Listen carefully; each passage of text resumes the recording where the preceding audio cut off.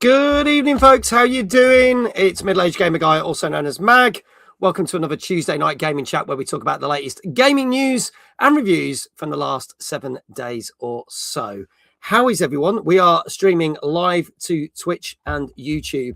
I have been warned there might be issues with the YouTube feed. Not from our end, from YouTube's end. So apologies if it just does end on YouTube. I'm sorry. But I can see lots of people here on Twitch. I know Gozzo was the first one here. He was nice here nice and early. Lulu's here. I'm ready. Let's do this. I can't wait to get all my answers wrong. You never know. You might do well this week. You never know. Gilfly, good evening. How are you, sir? Flame, hello. Retro Shazar, good to see you. Phantom says, hello. Maybe in and out of the stream as I'm adulting. I'm making a blank risk assessment doc to make into of a halves problem. Good luck with that. Jenny, good evening. How are you? Great to see you. Rock Muse. Hey, Mag, you're looking well. Thank you. Thank you. I'm doing all right. Thank you. Falco, hello. Super Ninja. What games are you talking about? I will tell you shortly. Don't you worry. My clone, Nag. Hello. Not another gamer guy. I'm ready. There you go. My autocorrect is at it again. I knew what you meant, Phantom. Don't worry. Kindred, good evening. There you go. So there you go. Lulu's challenging her husband. So you got Lulu and Nag in a contest to see how many people get the games right this week. It will become a you problem. I know. I'll deal with it. Don't worry. We'll sort that out. Thank you for the message, by the way, last night. I'll get onto that tomorrow for you. Been on a karaoke kick and been singing some songs from Mary Poppins. There you go. Archon Blocks, hello, over on YouTube. So YouTube is working. Yo, good evening. How you doing? Gozzo says, I'm good. I've just finished Resident Evil 7. You say it's the weakest one, but just in playing Resident Evil Village, and it's much better. Do you know what, though? I ain't going to spoil it for you. I am going to say, after you've played Resident Evil Village, a lot of things make sense in Resident Evil 7, so then you might feel differently about it. Just saying, because that's how I felt. Mandy Woodall, hello, how are you? Good to see you. Fahrenheit, how are you? Good to see you. How old am I? I am old. There you go. That's all you need to know. All you need to know. I'm middle-aged, hence my name. There you go. No, that's fine. Big Fuzzy Panda, hello. Good evening, sir. How are you? Great to see you all. Obviously, I can't host this show by myself. There's someone who's got a far better knowledge of video games than I ever could have. It is the one and only co-host that knows the most. Please welcome Mr. David Jones. Good evening, mate. How you doing? I'm very well. How are you? Not too bad. Hope everyone in chat's doing all right. Yeah, they seem to be doing good. Danke says, hello. Just having problems with my nuts. Okay. My bite nuts. I don't have the right spanner. I'm glad you cleared that up. I was a little bit worried there. So there you go. There you go. I have no idea. I'm not sure what Mandy's on about. She put something. I don't know. I don't know who that is. But there you go. I don't know if that's someone you know, Dave. But I don't know. That's well, I don't know. No idea. No idea. I know a couple of spanners. Keep that one to yourself. Big Fuzzy Panda said, David Jones always brightens up our Tuesday evening. There you go. Good to know. Good to know. So here we are. What have you been up to, Dave? And what have you been playing? Well, I've been to the cinema over the weekend. Went to see Project Hail Mary, which was really good. Just recommend that to anyone who likes a good bit of sci-fi. Apart from that, I've only been playing Baldur's Gate 3 since last week. Okay. I've managed to get finally to Act 3 of the game, although I'm sure there is still hours upon hours upon hours in Act 3 to go through before I can actually finish the game, but I managed to get through Act 2, and it was pretty good. I think I managed to get some of the right sort of decisions done during that act as well, because a lot of things went well for like the characters and some of the quests.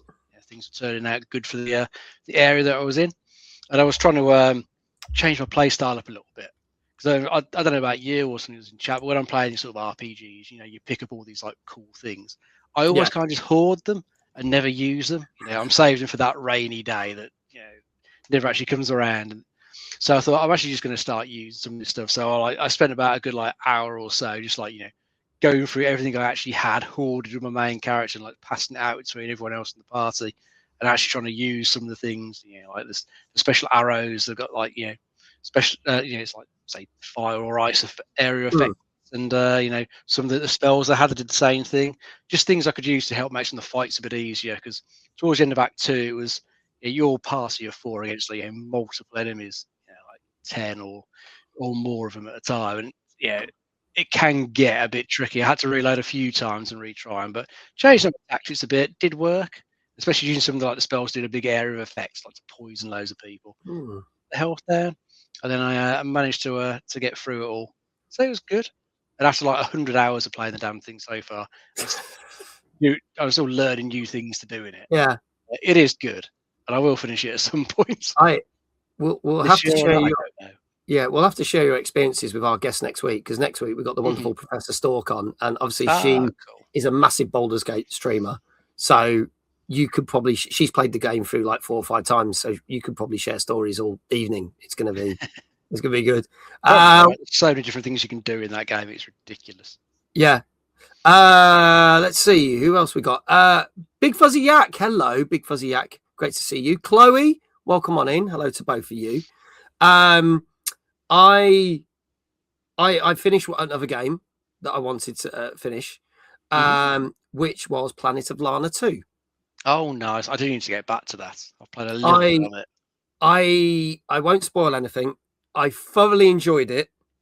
I don't know if I enjoyed it as much as the first. I've got to think about that.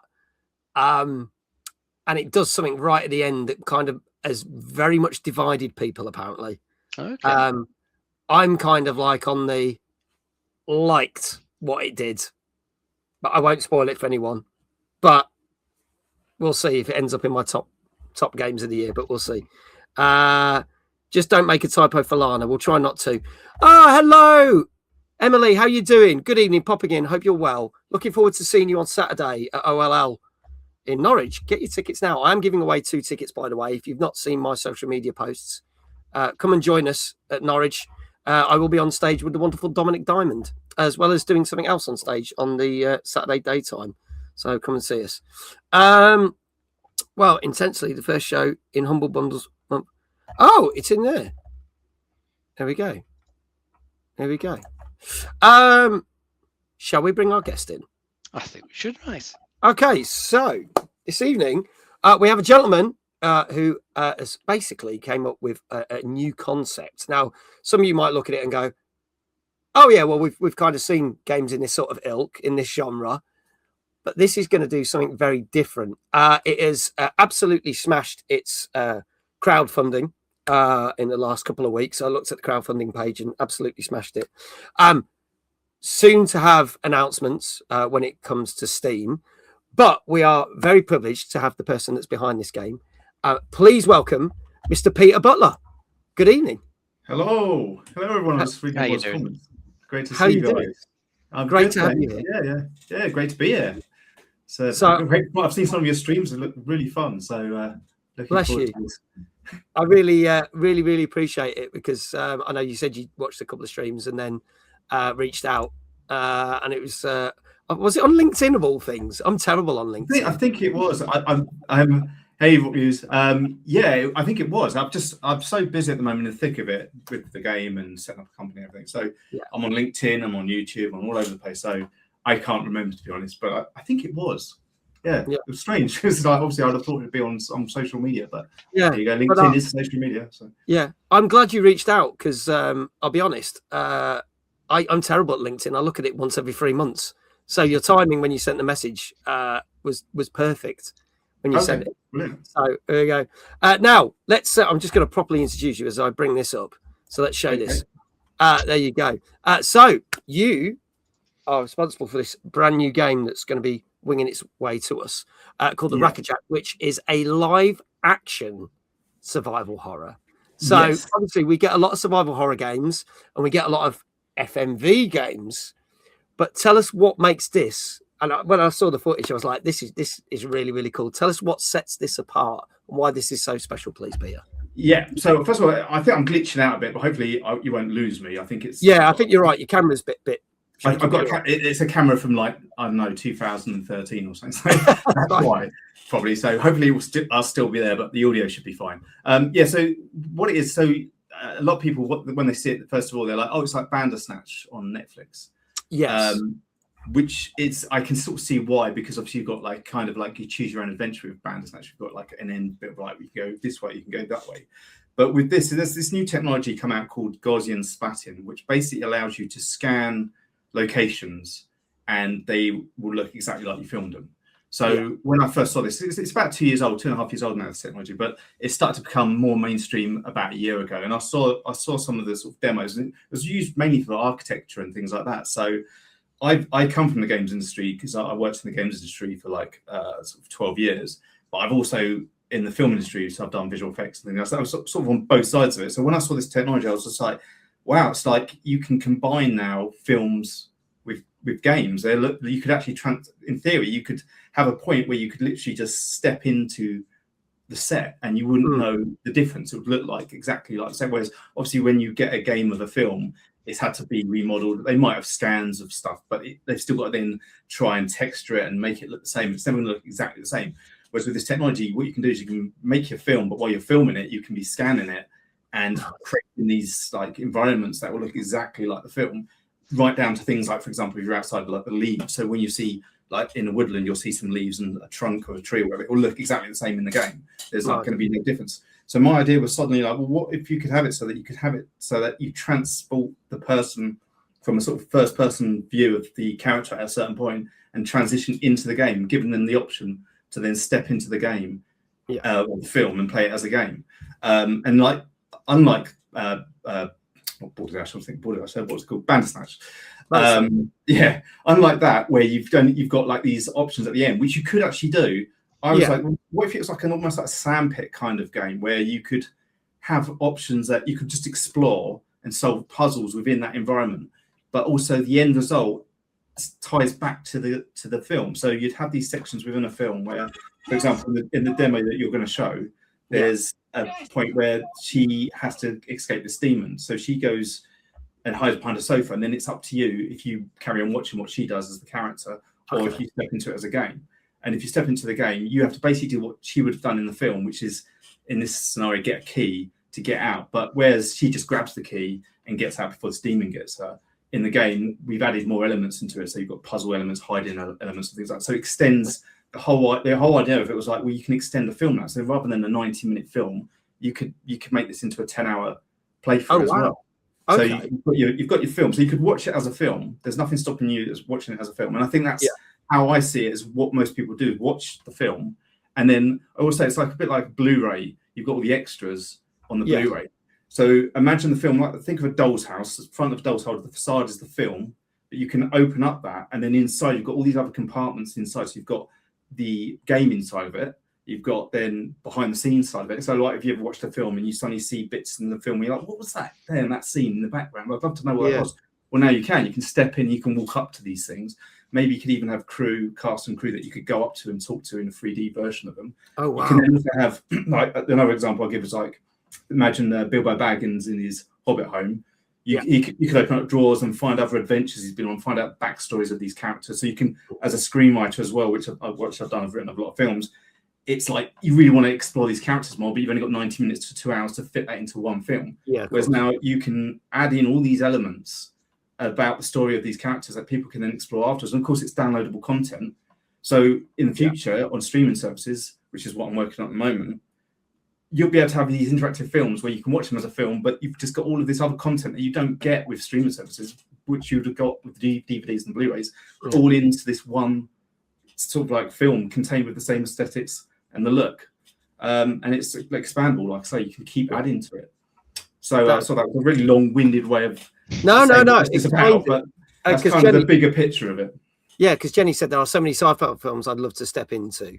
Yeah, exactly. Like Millennium Falcon, walking around that or something. Yeah, that'd be amazing to go see that. And then you play in the chess for yourself. You see, that's within that, right? So already we're looking at back. We're like, wow, there's all these ideas that we can come up with from just that one thing. Falco, always the horror game fan, finds this fascinating. Will there be good blood effects when you kill enemies or people get killed? There should be, because I do like a good blood effect. Yeah, so the one thing I'm making sure I'm doing on this, because the technology is always getting better. So it's actually now they can scan people and make like the environments I was saying that you can actually scan people now, but it's really data heavy at the moment. Whereas with the environments, you can keep them quite low. In fact, there's technology in there now that you can play it on your mobile, just on a web based not downloading the game. You can literally just go onto a website and you can play it. Yeah. So the technology is there for that. The characters, I'm purposely for this film not going to have other characters that you can see other than the creatures. Just because I don't know if you've heard of the uncanny valley. It's a term used a lot in visual effects. Yeah. Basically, there was a point where I don't know if you remember the Polar Express. Yes, I remember Polar Express. Yeah. And those sort of films, that's the uncanny valley where you look at the characters and they look a bit like off. They look like zombies, basically. Yeah. They're all the little subtle things that we do as humans that we don't really pick up on. But like when we talk, our ears move slightly, your lips stick together slightly as you speak. There's all these very subtle things that we just take for granted. But if it's not there, we get pushed away by that thing. It's like alienating. It's like there's something wrong with it. It's a really weird sort of scenario, because you could have a balloon with like goggly eyes on it, and you'd imagine all the characters to it, and you'd add all this character. But it was the uncanny valley thing came from this Japanese robotic guy from 1970s. It was when robotics started to take off, and he noticed the more realistic you made a character, the more it became more freaky. And that was the thing. So the closer you got to it looking like a human, the more we rejected it, which is where this uncanny valley name came from. And so they only cracked it really around Gollum time, when they were doing like 2003 Lord of the Rings and things like that. Yeah. And then it got to the point where they got past that, but games still aren't there yet. So they're kind of there, but they're not. Like, so when you look at the games, they just still look a bit like kind of thing. Yeah, there's some that do look very good and are very close, and then you're right, there's some that look like, I mean, you just mentioned how good Gollum looks in the films, but then when they did that Gollum game, that looked blooming awful. So exactly. So that's a really good example. So that's what I don't want to happen. So in the film, the Raccoin is going to be a found footage film. I mean, to sum up really quickly, it's basically about 8 influencers that go into the woods about this legend called the Raccoin to find out if it's true, because this documentary maker went missing in 2000, and these short clips come up online on this influencer's YouTube feed. And she starts to sort of figure out what this was about. This documentary maker's investigating this thing called the Raccoin. Yeah. And so she starts to sort of research it and finds out where it is, where he was actually looking for this Raccoin. And they go get 8 influencers together, go into the woods to find out if it's real or not. And so the way I sum it up is it's basically like, because I mean, we're all influencers here, right? So it's but there's a lot of influencers out there that I won't name names, but there's a lot of influencers out there that I just think are complete dicks, right? So it's kind of like that kind of, those sort of people blended together. So think of I'm a celebrity, get me out of here meets Predator. Okay. That's kind of the scenario for the film. So it's a found footage. So kind of yeah, exactly. I'm just like, who doesn't want to see these influencers having to deal with something like Predator? So it's like that in a sort of Blair Witch paranormal activity kind of style. But then obviously with these interactive elements in it as well, and behind the scene elements, so we as an audience can then step in and see how everything was kind of made. So I can't remember what my point was. Oh yeah, my point on that is I didn't want to have this Gollum kind of scenario where you're talking to a character and then suddenly you step into the game, you turn back and the character's like this kind of same version of what you were talking to. And it won't match. So the way I'm doing it is at any points where it's interactive, you're on your own, you're isolated. It's just you in the woods. And it's going to be a lot more sort of atmospheric with sounds rather than relying on a lot of kind of blood and creatures. But there will be moments, especially later in the film, it gets more intense, where you will see the creature and things like that. So that was a very, again, I'm very... No, you're all right. But that is kind of where the blood will come into, and we will make sure that looks good. That's fine. That answers no worries. What I will say is, obviously I'm showing the website here. We have got the website pinned to the top of the Twitch chat, and we'll also get it sent out on the YouTube chat. Now, also, I want to quickly say thank you to Osiris for the sub a couple of minutes ago. Hope you're well, buddy. Thank you so much for that. Sorry, I didn't shout that out earlier. But yeah, this is the website, which you can get more information. You can follow the Insta and the YouTube, but you can also click on if you want to be notified about the Steam launch, because the Steam launch will be, the page will be, I think you said in a few weeks' time, didn't you? Yeah, we're going to set up this page in a few weeks. So it's still in early development, but we have made a prototype, which I think you've got a video of, which is when I was sort of testing the technology. Does this work? And so that's a weird one as well, because what we did, the idea was to have just the transitional point, just to see if you could transition from a film into what was like basically a 3D version of it. But me coming from a gaming background, I was like, really want to make this into an actual game of some kind. So it kind of grew into this like mini game. So it's like it's not like a proper game, but it has a lot of gaming elements in it. So anyone that signs up for that, we're going to give away. It's on itch at the moment, so we're going to give away game keys for that. So you'll be able to play it. It's only PC based. But yeah, you give you a taste of how this kind of will work in the future. But the Raccoin, like I say, is in pre-production at the moment, so we're still getting actors together. We haven't shot it yet, but we're hoping to have it ready for next year in Halloween next year. Okay, that'd be perfect. Now, what I'll do is, if anyone's interested, please do go sign up on the website. Links are at the top of the chats, and we'll be dropping links throughout. There you go. A lot of people saying this sounds really interesting, very exciting. Good luck with the project, which is amazing. So go look at the website. But shall we show you show you how it's going to work? Shall we show that little bit of footage? So I'm just going to show a very quick video so you get an idea of how it goes from film to game. Is there anything you want to say before I tee this up, or do you want me to play it first? And then... I suppose all I say is this is literally just a clip of the transitional part of the Meta Umbra proof of concept. So the full video is the film is about 5 minutes long. And then when you get into the interactive part, it's taking people about 12 minutes or so, 15 minutes to complete. So already it shows that you can take a 5-minute short and make it into like a 25-minute film. And that's without any extra stuff. So yeah. Okay, well, let's have a look at this. Let's play the video and we'll have a quick look at this segment. Here we go.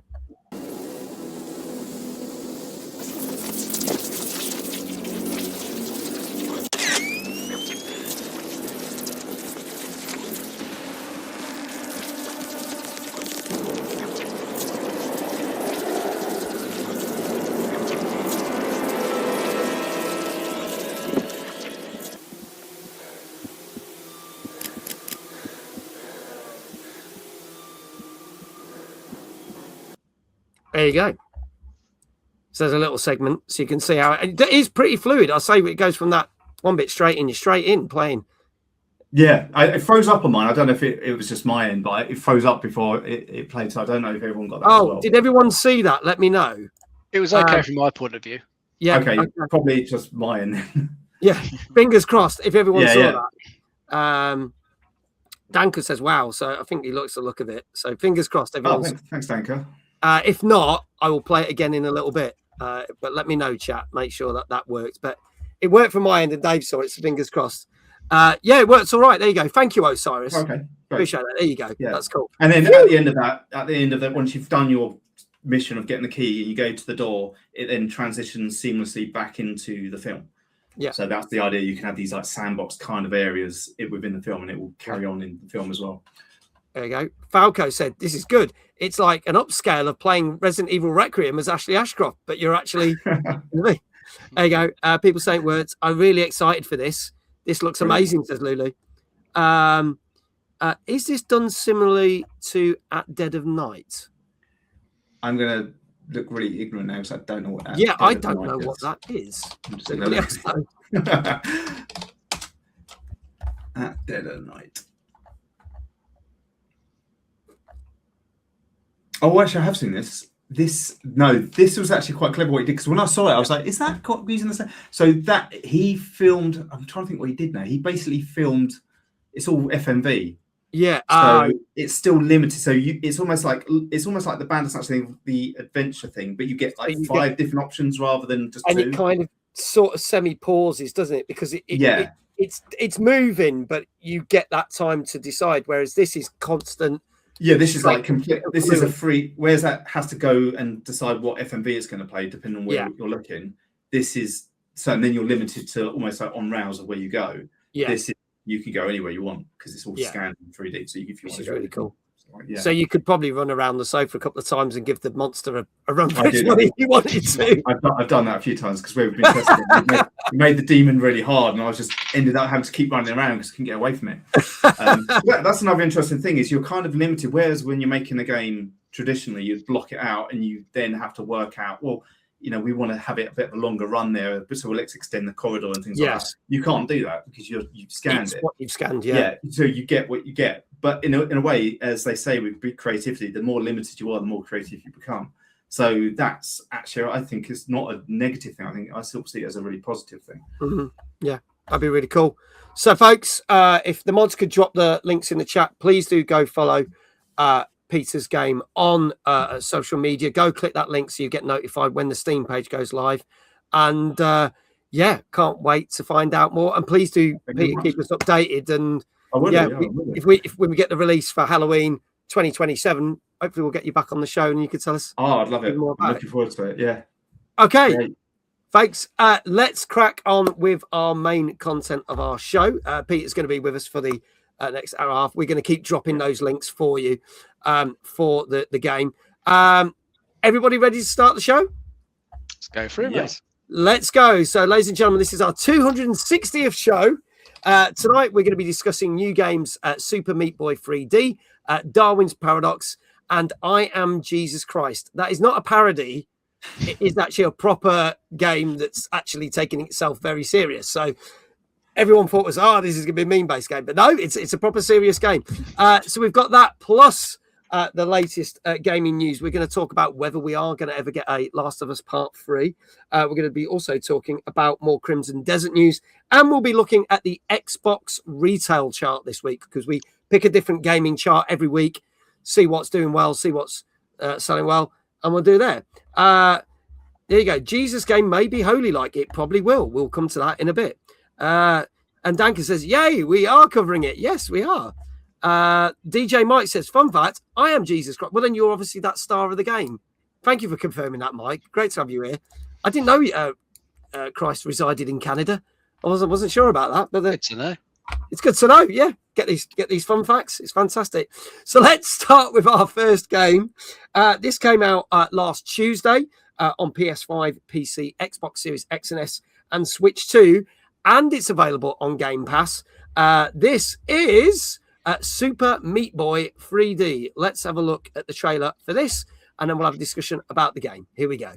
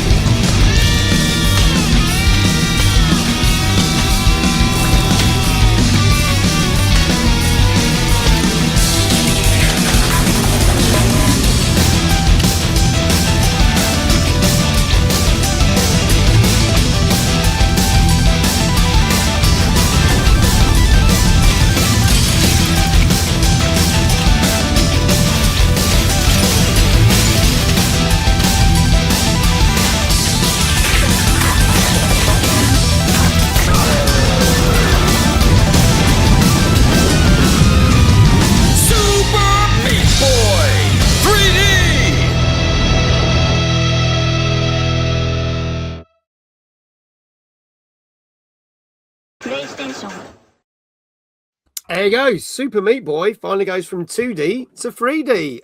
It's probably going to be just as infuriating because I know these games can be really, really difficult. So, Dave, tell us a little bit more about this one. Yeah, didn't they have a trailer running? I can't know if it was doing an Xbox showcase recently, but I'm sure it was showing the game and then somebody raging about it in between. So, yeah, this is definitely one of those rock hard platformers. It's a precision platformer in 3D. Not really sure that the camera angle that they choose for it, how easy that would be to kind of like, keep your depth perception, like your position on the screen, and trying to do all these, really quick moves of all of the obstacles. But some of these games can be really good, and the challenge can be enjoyable. But it's got to be that sort of right balance, hasn't it? Because if you're just dying over and over and it doesn't feel like it's your fault, your mistake, it can get annoying very fast. And yes, there'll be a few controllers getting thrown through TVs around the world. Yeah, but yeah, I mean, it hasn't got much of a story to it. It's just I think Meat Boy's got to rescue his girlfriend, Bandage Girl, and that's kind of it. It's just an excuse to go through lots of ridiculously hard levels and ridiculously hard boss fights to try and get out the other end, hopefully in one piece. And I can imagine it's just one of those games that's going to make a few people rage. But the one thing that is quite good is if you die, you instantly respawn and then you can just carry on. Yeah. So no wait for it to reload, just instantly try again. So hopefully, so it's got that balance right. You will just want to try again until you master it. Okay. Well, this is currently £20 on Switch and PlayStation. It's normally £20 on Steam, but it's down to 18 at the moment. And it is more expensive on Xbox. It's 25 quid on Xbox, but you can get it if you've got Game Pass free. So there you go. Thank you, Kindred, for those. So, Peter, how did you play the original Super Meat Boy? I didn't. I mean, I know a lot of people did. I remember when it came out. Because when was that? It was about 2012, was it? It was quite a while ago. Like that. Yeah, it's quite a while back there. Yeah. And yeah, like obviously, like people mentioned, it's really difficult. But I just worry sometimes you get like I remember when Mario. This is how old we are. I guess same age as me. But I remember when Mario went to N64 and it became 3D, and there was this worry about it. And obviously they did it really well. But there's something I love about 2D and the like you say the preciseness of it and being able to jump platforms. And I just worry because it's such a difficult game in the first place. There's not much sort of way of like making mistakes in 3D. You're more likely to make those mistakes. How they're going to translate that across. So I don't know. I don't know how people are going to take that if it's going to be unless they do it really well. But that's out now, right? So it is. It's literally out now. It came out last Tuesday. It's been out a week. I don't know if they're going to knock it down because of that translation into 3D. I'm gonna say 7. Okay. All right. Well, for those who may not have seen the show, obviously Peter is giving a guess what the critics' score has possibly been. We basically don't review the games, but we collate all the different critic scores from numerous different websites, and I turn that into an average. Some of you have already started putting scores in the chat. Now, you may agree with that score, you may not. It's just a bit of fun. But if you guess it correctly, we will give you a shout out in the chat. So let's see what people are saying. Danka saying a 7.5, so slightly higher than Peter. Gozzo saying the same. Lulu says 8 for me. I love Super Meat Boy. Chloe saying an 8. Nag saying an 8.5. Hannah saying an 8. Retro Jazar saying 7.5. Flame saying a 7. Jenny saying a 9. Kindred saying an 8. Falco saying a 7. Rockme saying 8.5. Chat, get your scores in. If you get it correct, you will get a shout out. Dave, what do you reckon this might have got? I'll try an 8 for this one. Okay, go for an 8. All right. And Gilfly there saying 7.5. Folks, this is your last chance. This is Super Meat Boy 3D, which came out on Tuesday, the 31st of March on PS5, PC, Xbox Series X and S, and Switch 2. And if there are no other guesses in chat, I can tell you that this, on average, got 8 out of 10. No. So there you go. So let's have a look who got that right. Kindred, congratulations. Hannah, Chloe, we got you there. Iquel came in after we announced it, but I'll give Iquel a shout out because he is our community member of the month that you voted for. So I'll give him that. He gets one. And then if Iquel could do the shout outs for everyone else, I greatly appreciate it. So let me give Iquel a shout out. Where's he gone in here? Is he disappeared? Oh, he's disappeared. I'll have to do it. There we go. Well done to all of you. Lulu's like, woo! 1 on the board for me and for Nag. Here you go. So let's do that. In fact, let's do a special shout out. If I do that, that did absolutely nothing. So there you go. We'll get it working in a bit. Sorry, Iquel. We'll get that working in a bit. Actually, let's do that. Let's try that again. We'll get there. 1 second, folks. I'll have to just do a normal one. For some reason, the other one is not working. So we'll do that for now. There you go. And then we'll get a special shout out for you in a bit, Iquel. Don't you worry. So there you go. That was our first game with an 8 out of 10. Now, just 2 weeks ago, we talked about some Legacy of Kain remasters. And now there seems to be another game that's also come out. Again, this came out last Tuesday. This is on Switch and Switch 2. PS5, Xbox Series X and S, and PC. And this is Legacy of Kain Ascendance. Here is the trailer for that.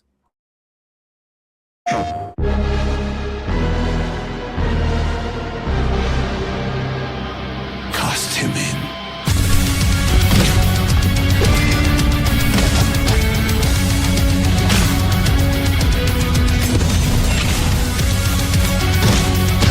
You see now, don't you?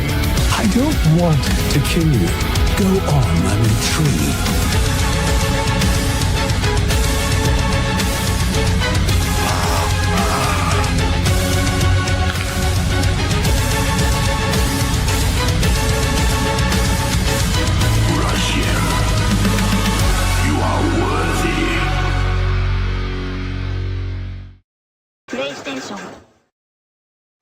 Now, correct me if I'm wrong, Dave, but obviously we've had a number of games last year, such as we had the Shinobi side scroller, and we also had a Ninja Gaiden side scroller that came out before we got the main Ninja Gaiden game. Am I assuming that this is a spin off rather than a remake that we had? Well, it's just I think a prequel to one of the games in the mainline series. So this is I think a prequel to Soul Reaver. Takes place between Blood Omen and the Soul Reaver game. So it's kind of like a prequel, but it's also showing like other events as well that kind of happened in the background that I guess you might have heard of in the original game. So it's still part of the overall series, but it's just obviously gone for a slightly different style. This one's a retro looking action side scroller, a bit like sort of Castlevania, if you like. Game. Yeah, it's that sort of action 2D side scroller. Yeah. Looks all right from what I can see. It's got Kain and Rogielike in there, and it's got a third character. I think it's a Lilith, who's Rogielike's sister. So you got her as a new character in there with two that you're familiar with, and this is just a case of I think you got to try and work out what some political issues in Nosgoth that you got to solve with the three characters, all trying to deal with different issues. I think Lilith is trying to get some revenge on Raziel because he killed her lover apparently. From what I can see of it, it looks all right. It's obviously going for a bit of a retro style, so the graphics aren't particularly amazing. I think they do the job for what it's trying to do. Combat wise, I did hear on the one review that it was a little bit sort of one note, not too much to the combats. That can get a little bit boring. So I don't think it's meant to be a particularly good entry in the series, but I suppose if anyone wants to learn a bit more detail about what happened between a couple of the original games, events there, then it might be worth a look. I'll chuck it on easy mode and play through it if you can get it cheaply. So it might be one for more hardcore fans then. Really. Yeah, possibly. I think if you haven't played the original games, it's probably not worth coming into this as your first entry. Okay. Kindred missed the game title. This is called Legacy of Kain Ascendance, Kindred. There you go. Also, Bear over on YouTube. Is it an open panel?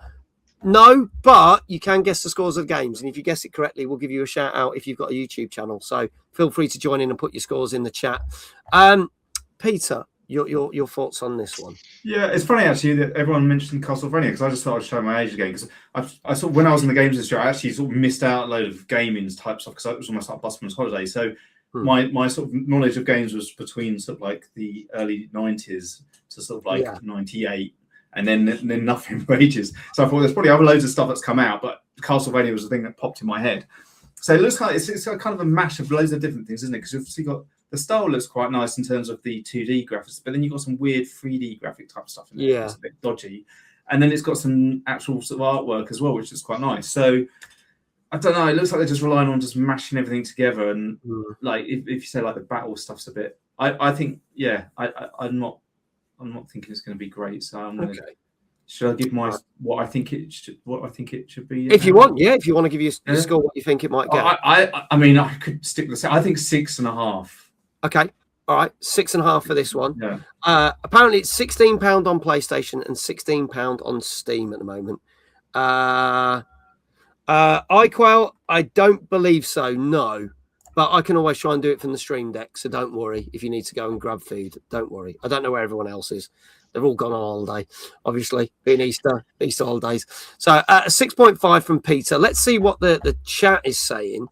So Nag is saying a 6 for this one. Hannah is saying a 7. Chloe's saying a 7. Rockmew saying a 6. Danka said, words I heard being thrown around surrounding this is repetition and clunky controls, 5.5. Gozzo says 5.5. Jenny says 5. Falco says 7. Icon says 6. Gilfly says 6. Flame says 7. And then Kindred says 5.5. Hey, Aaron, how you doing? Good to see you. Sorry, at DreamHack. Good to see you, buddy. One of our wonderful indie devs at the Timeless Gaming Convention saying 5. Hello, good to see you. Retro Shazar saying a 6.5. Rock News, if we get any issues, I will drop you a line and get you to do that for me if that's okay, but I'll let you know. When is Matt? So DreamHack, what's that? It's a thing that's been and gone, and hopefully we'll be back next year. So there you go. Dave, what do you reckon to the score for this? I'll try a 6. Okay, going for a 6. Folks, this is your last chance. This is Legacy of Kain. I said that really weird. Legacy of Kain, Ascendance. That sounded more normal. Yeah, that did sound more like it. Which came out last Tuesday on Switch, Switch 2, PS5, Xbox Series X and S, and PC. And if there are no more scores in the chat, I can tell you that this got...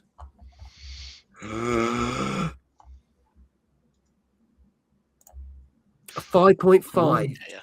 So it's quite average. It's like an okay game, and I think if it is what if Danker's what he's read and what Dave said that the controls are a bit clunky and it gets repetitive. I think you've got to be more of a hardcore fan of Legacy of Kain to appreciate this one. So it's not awful. It's just not that great. Okay, so a 5.5 for that one. Let's see who got 5.5 in the chat. Let's scroll up. Let's see. Kindred. So I don't know if let me see if I can do this from here. I might be able to do this. Fingers crossed if I press the button. Is it going to do it? I bet you it's not. Oh no, it is. There we go. So Kindred, you get a shout out. There you go. Also Gozzo. There you are. We can do that. Danker, because obviously you said you'd seen the comments. So there you go. Danker, you get a shout out. Hopefully that works. Hopefully there's not a delay on that. Delay. There you go. There you go. I think that's everyone. So only 3 people got that one right. But well done to all of you. So there you go. Brian, welcome on in from UK Gaming Network. Says 5.4 is more than I'd have given it. Oh, have you reviewed it already? In which case you've probably reviewed it with even worse score. But there you go. And good evening, by the way. Great to see you. We've got some more games in a little bit. Let's talk some gaming news. Now, a couple of things have come to light in the last week, and it's all Last of Us related. First thing was some Last of Us fans have come across some rumours. So, again, take this with a pinch of salt. That the next Last of Us game could be in the works. So there was an Instagram post where the team from Naughty Dog had stated that they found a load of original drawings from the very first game and were going back through them and took pictures of them and saying, you know, it was great to see. And the post that basically said, was basically saying that, oh, you know, we've told many stories with lots of different characters. But there is few more steps and stories to tell, which of course meant all that the fans went crazy, went, oh my God, there's going to be another game. Don't think that might actually be what they were saying. But it does mean that Naughty Dog do have room to make a third game. At the moment, we know that they're working on the brand new Intergalactic game. We don't have a release date for that, but that's the new big project they're working on. And season 3 of the HBO series, The Last of Us, is currently being filmed. So you will get some Last of Us content in some shape or form. What was also interesting in the same week, is that obviously there was a Last of Us multiplayer game which got cancelled in December of 2023 by Sony. And they'd been working on it for about 7 years. It's only just been announced that when it got cancelled, it was 80% away from being complete, which is pretty much the same as with the Prince of Persia game that Ubisoft recently cancelled. And the director of the game said that he literally found out the day before Sony announced it. Now, obviously, Sony don't want to have all the leaks to say blah, blah, blah. But he found out that his project that he'd been working on for 7 years. And he said basically what happened, COVID happened, people couldn't go out, people were playing games at home, people were playing more online games. So the online game boomed. And as we know, because we know how Concord worked out and a few other projects that Sony have cancelled, there was a mass need for lots of online games, but only for about 2 years. So by the time it got to 2023, Sony then canned the project, unfortunately. So there you go. Didn't they start that the third season of the TV series would be the last? I believe that is correct. So after this TV, that is going to be the last one. So there you go. Oh yes, a Naughty Dog remastering or remaking Uncharted games.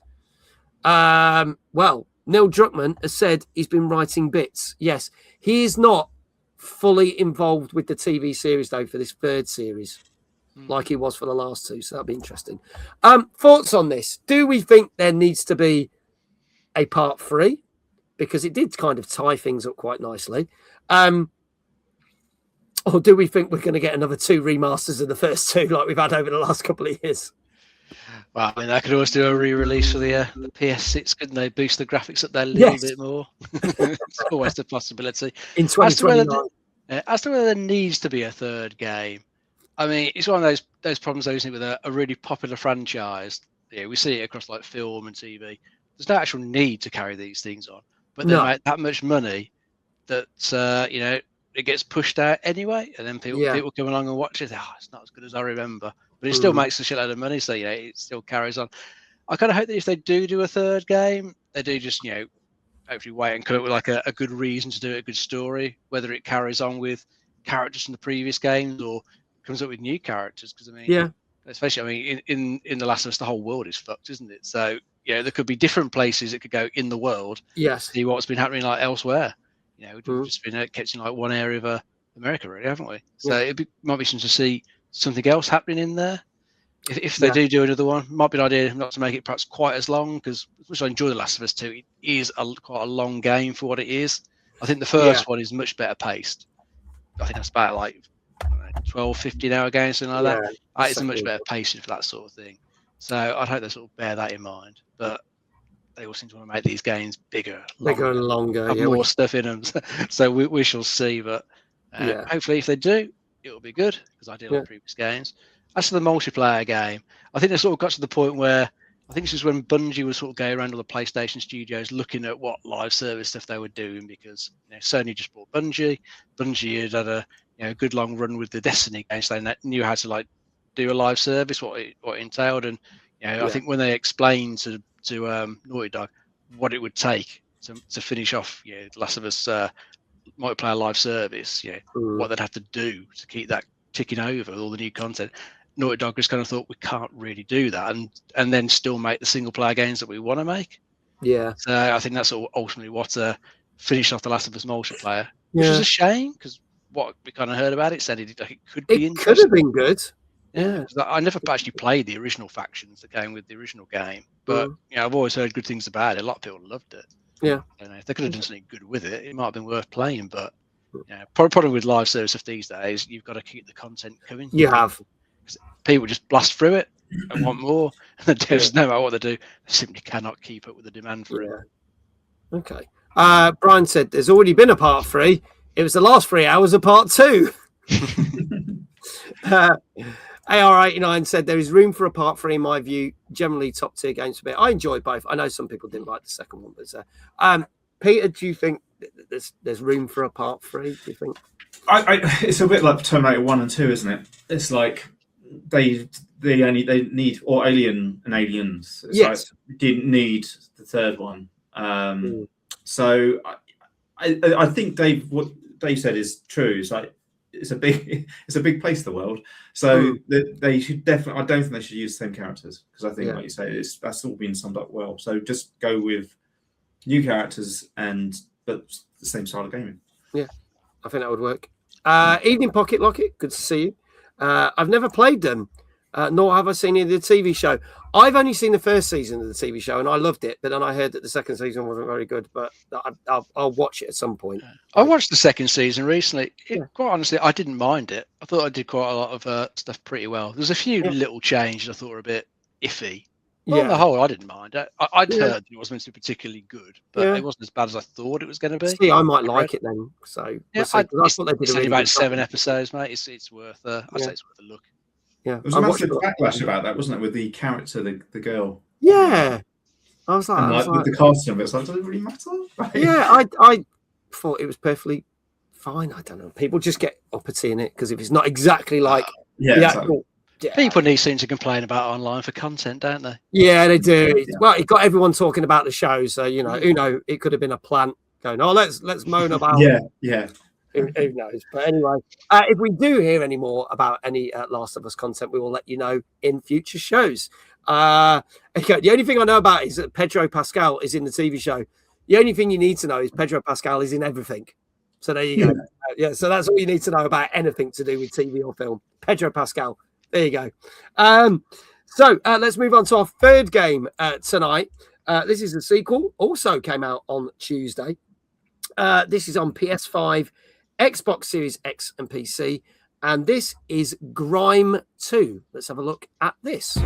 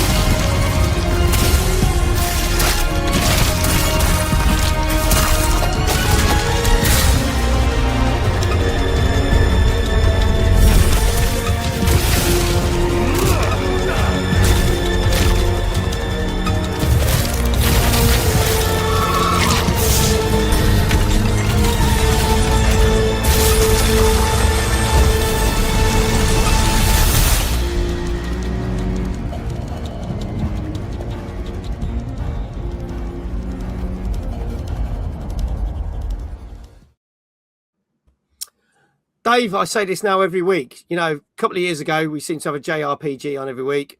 Then every week last year, it seemed to be a roguelike. So I'm going to say this, whether I got this wrong. Metroidvania? Correct. Right, off you go. Tell us about this one then. Yeah, yet another one.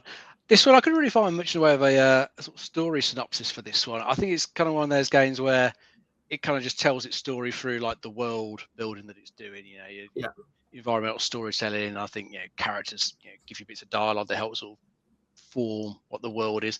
Probably kind of similar to the way like FromSoft do it in like the Dark Souls and Elden Ring, where you got little hints of a story and then you find more as you play and look at item descriptions in those games. It's perhaps a bit like that how it's presenting its story, but I think in this one you're playing as some sort of character called the Formless, and you just got to explore this sort of strange surrealish world, and the enemies that you're fighting, you'll be able to absorb some of them and then call upon them to sort of fight for you. You sort of create a form of them that joins in the combat. Kind of looks okay, but I've seen other Metroidvanias that I'd probably play over this one. Okay. I think that Neo that was out back in, was it January? I really like that. That was quite nice, but that more appeals to me just from the way that one looks. I thought that looked better than this. Just really grabbed me. I can't say I ever heard of Grime 1, so I don't know how well that did. No, I don't. but obviously well enough to do a sequel. But yeah, Ooh. just yet another Metroidvania. So I can't say it's one for me. But probably some people out there that like the first one that'll be all over this one. Okay, all right. Elms, welcome on in. Great to see you. Evening, guys. The music for the trailer made it looks very interesting. Also, Kindred says it's normally £21 on Steam, but it's down to £17.84. Normally £23.49 down to £19.96 on PlayStation, and £21.90 with PlayStation Plus. So you get a couple of different prices on PlayStation. So there you go. No idea how much it is on Xbox though. But thank you for that, Kindred. So you can get it for a couple of prices. So it's not too bad. It's under 20 quid. Peter, your thoughts on this one? The animation wasn't too bad, actually. I was looking at the animation. It's not too bad. The style, it feels like it doesn't really know what it wants to do with the style. Yeah. It's a bit mixed. And I don't know if I like the idea of the 3D. It's just some of it looks a bit clunky. But some of the sort of attack sequences look quite good. But I don't know. It feels like it could be a bit clunky when you're trying to work out exactly how to attack these different creatures. So yeah, I'm not sold on it. But I don't know anything about it. So I don't know what the first one was like at all. Okay. Kindred says, on the Xbox, thank you. It was £23 down to 19. There you go. So you can get on 19. Tell you what then, I'll start with Dave. I'll start with you this time. What do you reckon this got? And then I'll come back to Peter in a little minute. I'll try 7.5. Okay, 7.5 for this one. Let's see what chat is saying. Let's have a look at the scores. Rock Muse saying a 7. Chloe saying a 6.5. Hannah saying a 7. Lulu saying, I love the art style on this one. I'm going to give this a 7.5. Danka says an 8. Gozzo says an 8. Didn't see the trailer, so a solid 7. That's all right. Nag says 7. AR89 says 7. There you go. Akipura Games were the previous publishers for Grime, but this one is... Oh, so it's a completely different company doing this. That's interesting. Kindred, 8. Guildfly, 8. To be honest, I'm tired of Solid Scrollers. I'm still waiting on the Time Splitters remasters. Might be for a while. Flame, 7.5. Retro Shazar says 8. Get your scores in if you haven't already.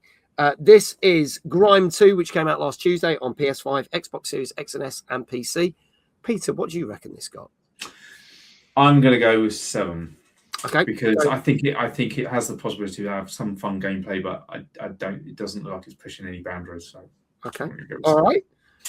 If there are no other scores in chat, I can tell you that this got, on average,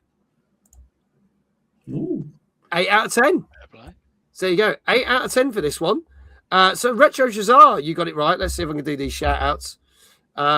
Press the button and wait and hope and pray. There we go. Retro Shazar.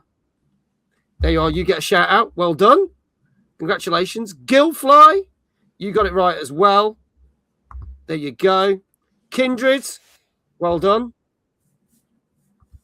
Do that. See if it works. If it doesn't work, I'll press it again. Gozzo, there you go. Danka as well. I'll do Kindred's as well again. Give it a second. It's the only thing when you try and do that, it doesn't always do it. Oh, there you go. And Danka. Let's see if there's anyone else. There you go. Anybody else? Everyone else was close, but no cigar on this one. There you go. Well done to all of you. Let's move on to our 4th game tonight, and another game that came out last Tuesday. There seemed to be 2 main days that games came out because of the Easter holidays. So it was Tuesday and Thursday, and that was it. But we're still on last Tuesday. This came out on PC only, and you'll see what they've done with the title. This is Raccoin. You'll see what I mean. A coin pusher roguelike, of all things. So let's have a look at the trailer for this.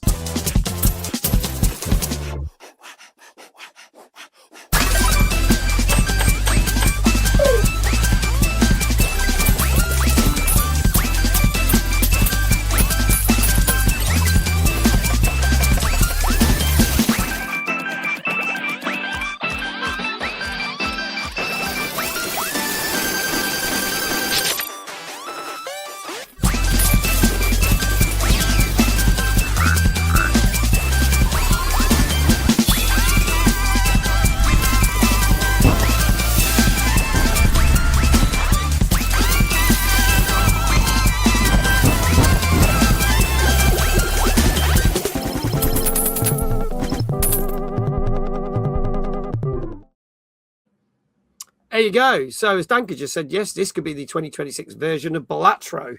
Because obviously 2 years ago, everyone went mad for that card game.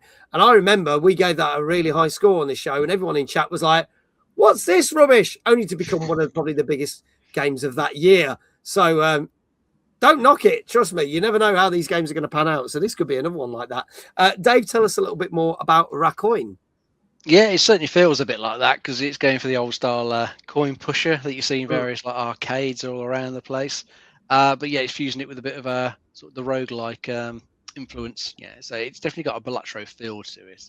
So yeah, so whilst it's like the basic coin pusher, you can pick, I think, different characters to play as. Each have got like different sort of coin decks. They've got different actions too. And as you're playing through, you can purchase other items that add different effects to your coins and let you do stuff to like all the other coins that are sitting there. So yeah, I think ultimately you'll try and just like get the best run possible, get the best score. I think you are trying to progress through a number of levels in your run to ultimately win it. Then I think it has got like an endless mode as well, if you just want to keep going and going forever. So I'm sure for someone who's looking for the next sort of Balatro addiction, this might be a good one to have a look at. I don't know whether it's got the same sort of appeal as Balatro, and poker might be, have a bit more of a appeal to more people that like coin pushers.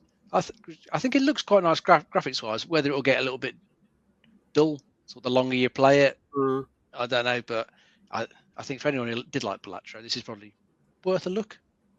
Okay, all right. AR says not for me, but a cool concept.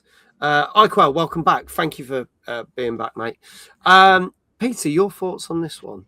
It's quite. I was just watching it going, I have no idea what's going on. It was just like complete chaos. I mean, it started off all right. I was like, oh yeah, I know what the coin pushers are. I was having to go in the arcades over Easter, but then it just started explosions and different characters coming in. I was like, I would not know how to play that, but I can see how it kind of is a little bit like Candy Crush, isn't it? I guess it's got that kind of like once you get into the flow of it, I don't know. It's down to it's not really the graphics that got any appeal. It's more like just how addictive it is, isn't it? So it's anyone's guess, I guess. But I'm going to go 8. I'm just going 8.5 because why not? 8.5.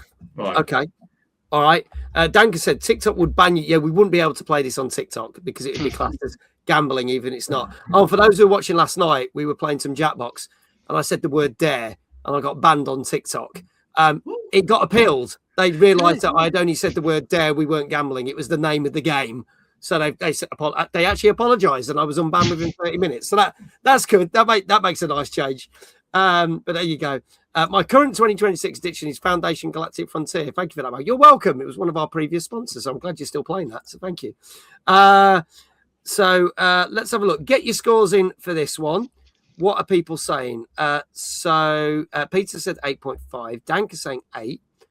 Chloe saying 8.5. Guzzo saying 8. Rockmuse saying 8. Iquel said, I missed the trailer, but I'm going to say a 7. Yeah, ever in doubt, go for a safe 7. You never know. You never know. Some people have got it right when they haven't seen the trailer. It's quite funny. Lulu says an 8. Nag says 7.5. Kindred says an 8. Gilfly says an 8. M says 8.5. Retro Shazar says 8. Flame says 8 as well. Chat, get your scores in. Kindred did say how much this was. Let me just scroll back up. It's £12 on Steam, which ain't too bad at all. 7.5 from AR89. Dave, what say you? I'm going to try an 8. Going for an 8 for this one. Okay, folks, this is Raccoin, the coin pusher roguelike. Yes, that is the whole name of the game. I'm not joking you. That is the whole name of the game, which came out on Tuesday on PC. And if there are no more scores in the chat, I can tell you that this got an 8 out of 10. So we've had 3 games tonight that got an 8. So we're doing quite well. So 8 out of 10. So a lot of people got that one right. Congratulations to Flame, Retro Jazar, Gilfly, Kindred, Lulu, Rockmuse, Gozzo, and Danka. They're all going to get shout-outs. And please do, when the little things up, please do, if you're not following these people, please do give them a follow because they come here and watch the show week in, week out. So please do send a bit of love back. We greatly appreciate it. We wouldn't be doing this show if it wasn't for you lot watching anyway. So go give them a little follow. They greatly appreciate it. So there you go. Kindred is 4 for 4 Damn, you're doing good. Anyone else 4 for 4?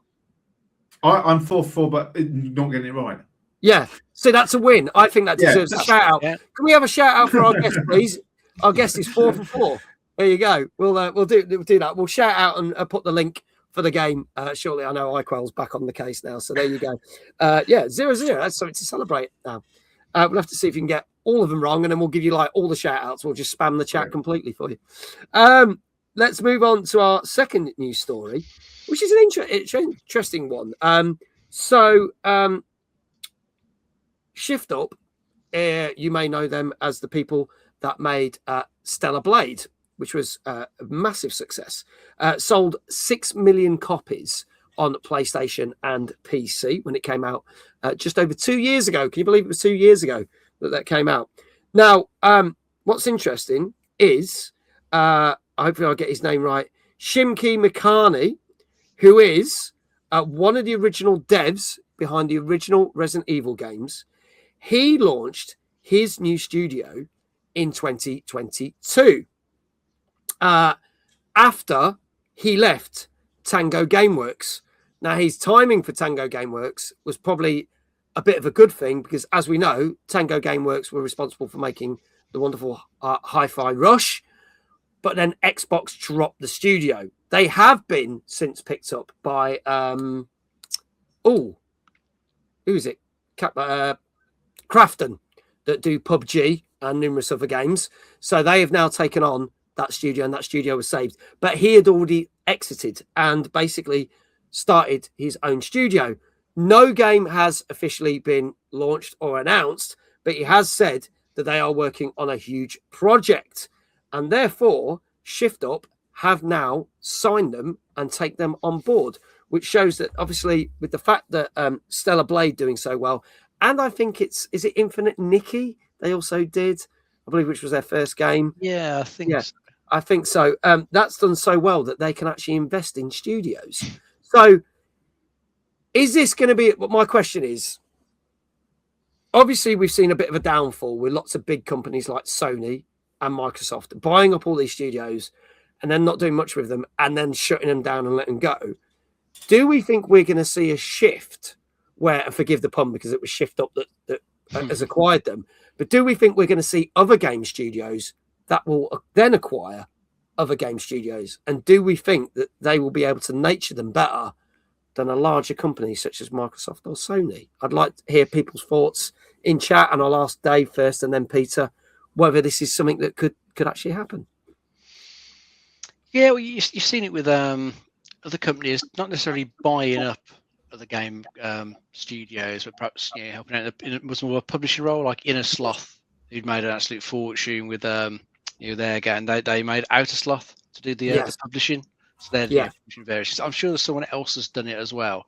So it does seem to be a bit of a trend. You get these studios make a really successful game instead of just like retiring and going off and buying a yacht and sitting on the beach or whatever. They're reinvesting the money, trying to help out like other studios. Trying to get them a successful, which is quite cool to see. Yeah. And I suppose probably if you look back, maybe that's what some of the now big studios, like say EA or Activision, perhaps were a bit more like decades ago when they were first starting out. So maybe we'll see some of these bigger studios start to sort of collapse in upon themselves because they're just getting so big. It's costing so much to make the big games that they're coming out with. They just seem to have a bit of a unsustainable business model at the moment. Maybe we'll see some of those start to sort of falter a bit, and some of these smaller ones that are generally smaller head counts, a bit more agile, can do a little bit more. But then who knows? Maybe in like a decade's time, they'll be really big. We'll be thinking, oh god, it's a nightmare now. They closed these studios they brought. Yeah, everything seems to be circular, doesn't it, throughout human history? So we might just see that same sort of thing happen again. But hopefully, in the meantime, we'll see these guys do some good stuff. Yeah, hopefully we see a good project come from this. That should be good. Peter, your thoughts on this? Yeah, I think when big studios buy up smaller studios, I never get a good feeling about it because I used to work for a company called BlackRock, and we were bought by Disney. And then so the whole it used to be called Climax, and then we became BlackRock when it was bought by Disney. Yeah. And the whole sort of nature and the fun of it was sucked out of the studio because with these huge studios, and EA is the same, because I went to EA for a bit and it had the same feeling. It's this very clinical. You feel like you're just really a cog in a machine. Smaller studios got this much more sort of like college type vibe to them. Yeah. And everyone sort of was friends, and you just feel like you're making something special, and you all sort of band together. But with these big studios coming, and then like it just becomes very corporate. So I had some friends when Disney closed down BlackRock. A lot of my friends then set up other companies, one called Gobo Games, and the Gobo Games they split off and made some of them. They made another. I can't remember why they split off. They split off into two studios. It was Gobo Games something and Gobo Games something else, and then they split off and became Electric Square. And then they're doing really well. They've got 3 studios, so it's kind of like you're saying. It's almost like little seeds branching off is better than a big thing grabbing them that has no real interest. They're just money making. Whereas when you start off small, you've got a much smaller team that is much more passionate about those games that they're making. So that's kind of my take on it. I don't like it when big studios buy up other studios. No, and then I think again, this is nice to hear that this gentleman's kind of doing well, because obviously Tango Gameworks brought out a game that was BAFTA award winning, doing really well, doing fantastic, and then Xbox just shut them down because they were like, and luckily they've been rescued, which is great, but that doesn't happen to every company. And then it can go the other way, because you can get companies that go into publishing and it doesn't pan out and they get out. So IO Interactive is a great example of that, with the fact that IO, well known for the Hitman games and the upcoming James Bond game, which I'm very excited for, will announce that they're going into publishing, and then basically, that Mind's Eye was the game that came out. That ended up being regarded as one of the worst games of the year. And they've now not only separated from that company, they've shut the publishing arm down, because they've kind of like, we're never doing this again. We're not doing publishing now, which is sad to see, but it can happen. iQuell said, let's bring this up. These companies are worth buying, but they need to be managed properly. Don't send them all off half-cocked, spending ludicrous sums of money chasing trends. They have zero experience in, play to their strengths instead. Brian said, Pure and Split Second are still among my favourite races ever. Long live BlackRock. There you go. Yeah. I was on Split Second. There was 2 teams as Pure and Split Second. Nice. Mag said, didn't that happen to Visceral Games, the guys that made Dead Space? Yes. Yeah. It did. Yeah, EA have killed many. Yeah. So it's not been, But anyway, we shall see. We wish them luck. We hope that it goes well. We hope that both, obviously, the founder of Tango Gameworks and Tango Gameworks, even though they've gone in separate directions, keep going and have some success. Let's move on to our next game. You've heard of the term last man standing. Well, now for something a little bit different, and probably quite applicable for the 3 of us, because this is last man sitting. Here's the trailer for this. This came out on PC last Tuesday.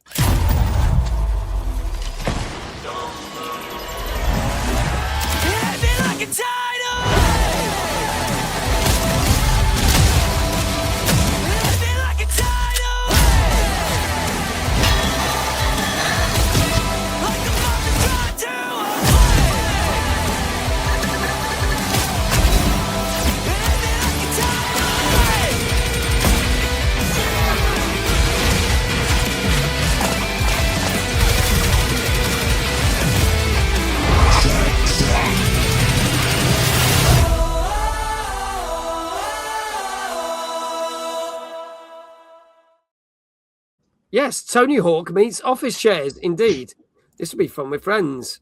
Me likely. Oh, see, a lot of people liking this in the chat, and this is only it's normally £8.50, but you can get it for £7.65 right now. That sounds an absolute bargain. Lulu's like, oh my god, I want this. Dave, tell us a bit like this, because I am getting Tony Hawk vibes, but I'm also getting like Sunset Overdrive vibes as well. What's that other one that came out on the Xbox? I can't remember, in 2000, it's quite a while ago, 2008, 5 or something. Do you remember? It's like a cartoon graphics, cell shaded one. That's what reminded me of the skating one. I can't remember what it was called. It was cell shaded. Ooh, if anyone I'll knows, leave it to people in the comments. Yeah, sorry. yeah, let us know, chat, if you can remember that Like one. Jet Set Radio, are you? That was it. Jet Set Radio. Yeah. The radio. Ah, there you go. Yeah. Yeah. Oh, War Fury 2 as well, apparently. There you go. All right. Yeah, go for it, Dave. Tell us a little bit about this one. Yeah. So this is a roguelike action shooter. I don't think there's any like proper narrative to this. You're just a character on an office chair, spinning around an office, shooting various sentient office things like desks or boxes or printers or plants and shit like that. Anything you find in an office that's come to life, you basically got to shoot it. There's grinding to it as well, so you can grind across rails as part of this. And as you're playing through it, but when you see like the upgrade screen, you can't actually think of something like Vampire Survivors. It's that sort of loop to it. You're playing through, leveling up, then picking like a buff to add to your character or your weapons and stuff like that. You just keep ticking through, doing that over and over just to keep leveling up, see how far you can get on your run. Supports single player, has got online co-op, which is probably quite good fun. And I think it has got like a separate PvP mode to it as well. So there's a reasonable amount to it, and it looks like it'd just be quite good fun. Yeah. Not a huge amount to it, but it looks like it'd be a good way to piss away a bit of time. Shoot all these stupid office things. Yeah. It looks fun. Yeah, that's all I can say. It looks like a lot of fun. So there you go. Yeah, get a bad day in the office. This will take your mind off it. Yeah, exactly. Yeah. Just don't recreate this in your office, please. Yeah, ideally not. Yeah. That's the sort of thing we used to do actually when we was with our what they called air gun things and stuff like that. We used to do. Oh yeah. When I first saw it, I was just like, this is going to be weird. But actually, the more it went into the trailer, the more I was like, this is actually a really good idea. Because just the fact that you've got the idea of like being able to go on the rails and skid, and then you can spin around in the chair as well. And I was thinking, well, if you've got a Gatling gun or something, you could probably use it to go faster and faster and spin around in the chair. Yeah. Maybe, like, I don't know if you ever did it as a kid, when you stick your legs out to slow the chair down when you're spinning, and if you tuck yourself in the central fault, what's it called? The speed, speed up and down when you put your legs out. So that could be a really good gameplay element. They didn't show it in the trailer. Don't know if they've got it, but they're just suddenly it's such a simple element there with just you've got to be in a chair. But again, like I was saying earlier about just restricting what you can do, suddenly creates more creativity. And so you're sitting in a chair, but there's actually a lot you can do with that. So yeah, I think it could be really good. It comes down to how long it is, and I guess the repetitiveness of the and things like that. But I don't know. Okay. I'd say 8.5. Okay. 8.5 from Peter. Let's see what chat are saying. Let's have a look. If I scroll up to the top, we have got Nag saying, for me, this would be a 10 out of 10, but the critics will probably say an 8.5. Hannah says a 9.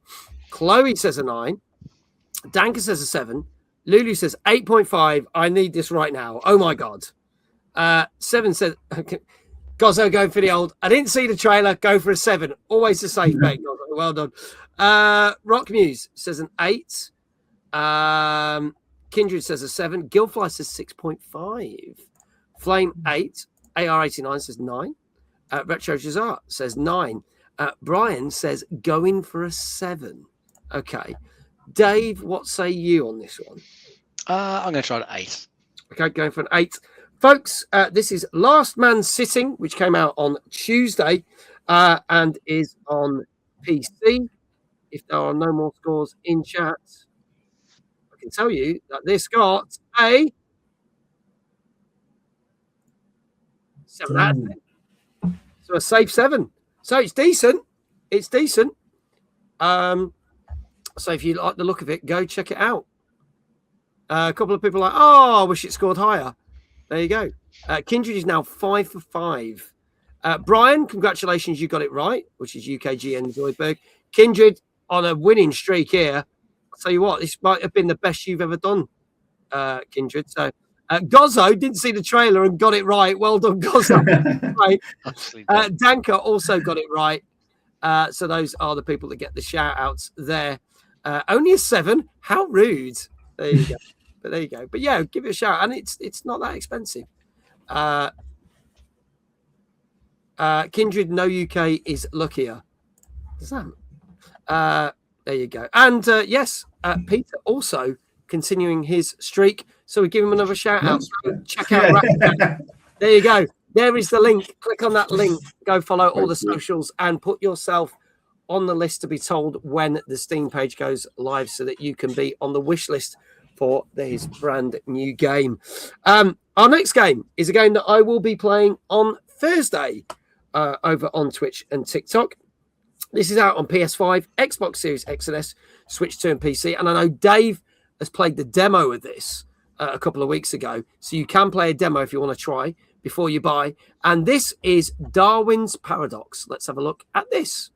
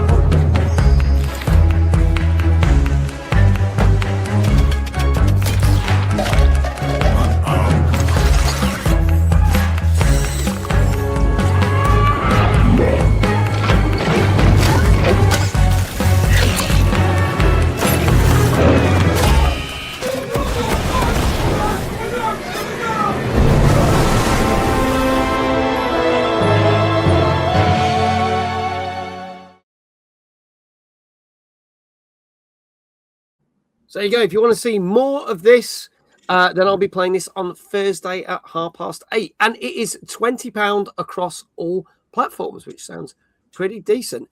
Brian says, I'm writing my review for this as we speak. This looks hella cute, says Lulu. Dave, tell us a little bit more about this, because I said you tried out the demo a few weeks back, didn't you? Yeah, they brought a demo out, which is still available to play, and it's got a bit of a sort of Solid Snake vibe to it, the way that Konami presented it. It was quite fun. You're in the main game. You're playing as a little octopus called Darwin, who gets abducted from his nice cozy home in the sea by a UFO, and kind of like dumped in this sort of industrial complex, and he's got to sort of stealth his way out and uncover a conspiracy while he's doing that. When I played the demo, it didn't quite grab me as much as I thought it would. I thought all the graphics and the animation and stuff was really, really good. All that looked cool.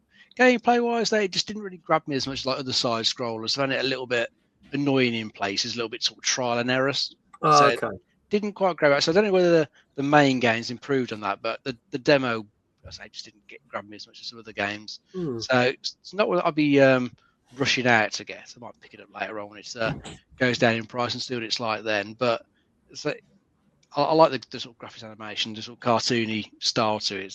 It does look very, very cool. And it might appeal to other people, but say for me it was okay. Just wasn't quite as good as I was hoping. Yeah. Okay. All right. Peter, your thoughts on this one?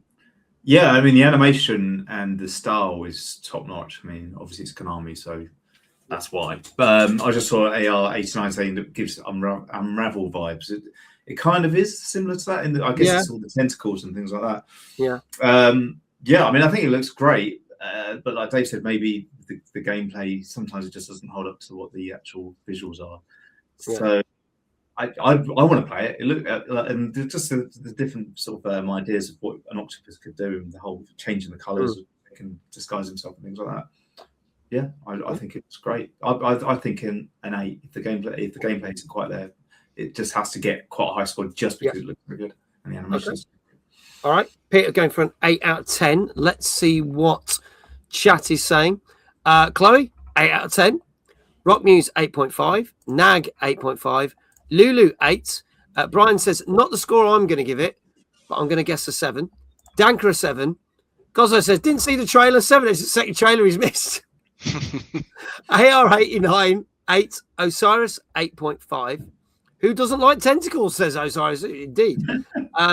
Also gives you, I was going to say that there's some elements where you probably get caught, so it has got probably little nightmares vibes to it. So yeah, I'm feeling that as well. Guildfly says a 7. Flame says an 8. Retro Shazar says an 8. Kindred says a 7.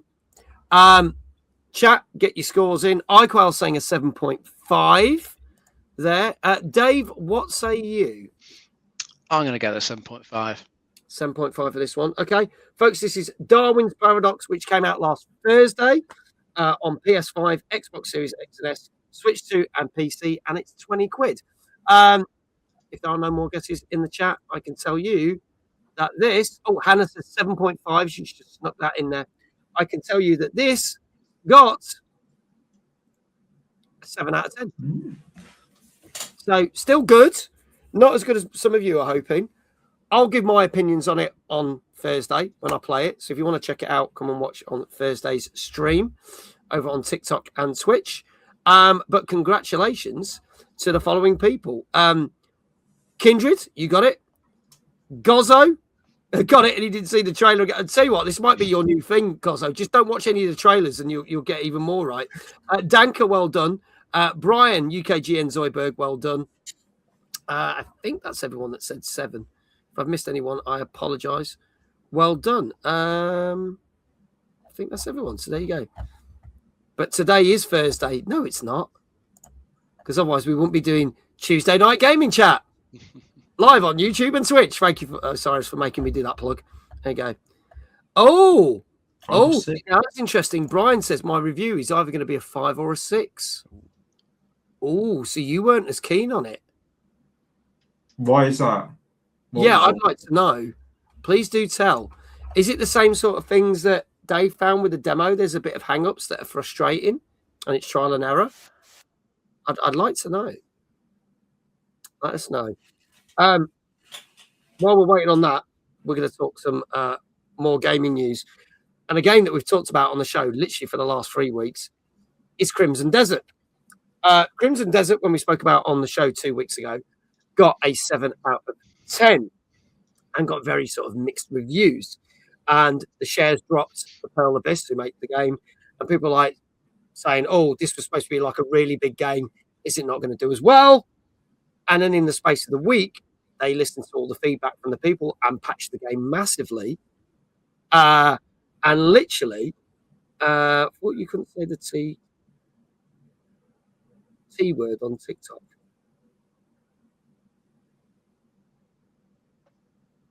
Confused me. Explain yourself, iQuail. Not sure what you mean. Oh, the Twitch word on TikTok. Not allowed to say Twitch on TikTok. He means Twitch, not twat. I was going to say, I was a bit like, eh? Yeah, you know what? I found out that I seem to get away with being able to say it, but you're not supposed to say it because TikTok don't like promoting other things. But we're not on TikTok, so I don't care. We're on YouTube and Twitch right now. So they listened to all the feedback. They massively patched the game, and the review scores went up. In fact, some people even gave it an 8 and 8.5. So the general scores went up generally, user scores as well as critic scores. However, now people who have been hammering away over 100 hours on the game have said, a bit bored now, can't do anything else. The reason being is because the way the game is structured, Crimson Desert is saying there is nothing left to kill because there are no respawns. If you kill enemies, bosses, bad guys in the game, they stay dead. It's not the sort of game that they will respawn. So if you basically go out and do all the hundreds of hours of missions, you may get to the end game and you might find there's other quests that you can do and other challenges. But some people are saying that if you've gone and literally killed everything, you can't complete some of the challenges and some of the things that are set. So therefore, not truly 100% the game. And then you can't replay missions either unless you start right back at the beginning. So it hasn't got that kind of replayability. It's a very different game in that respect. So Kindred says they're looking at adding multiplayer, which is something that has been requested. There you go. I think it would be best if they made areas with random encounters, i.e. spawning with different creatures. Now, if they did that, it mean that people would be able to complete the challenges and do other things, because obviously Black Desert Online, which is a massive online game, which they also made, the characters do respawn. So if you miss something, you can go back and then do the fights and stuff to unlock the stuff that you want to do. And there's replayability, because you might like a certain mission, you can go back and do that.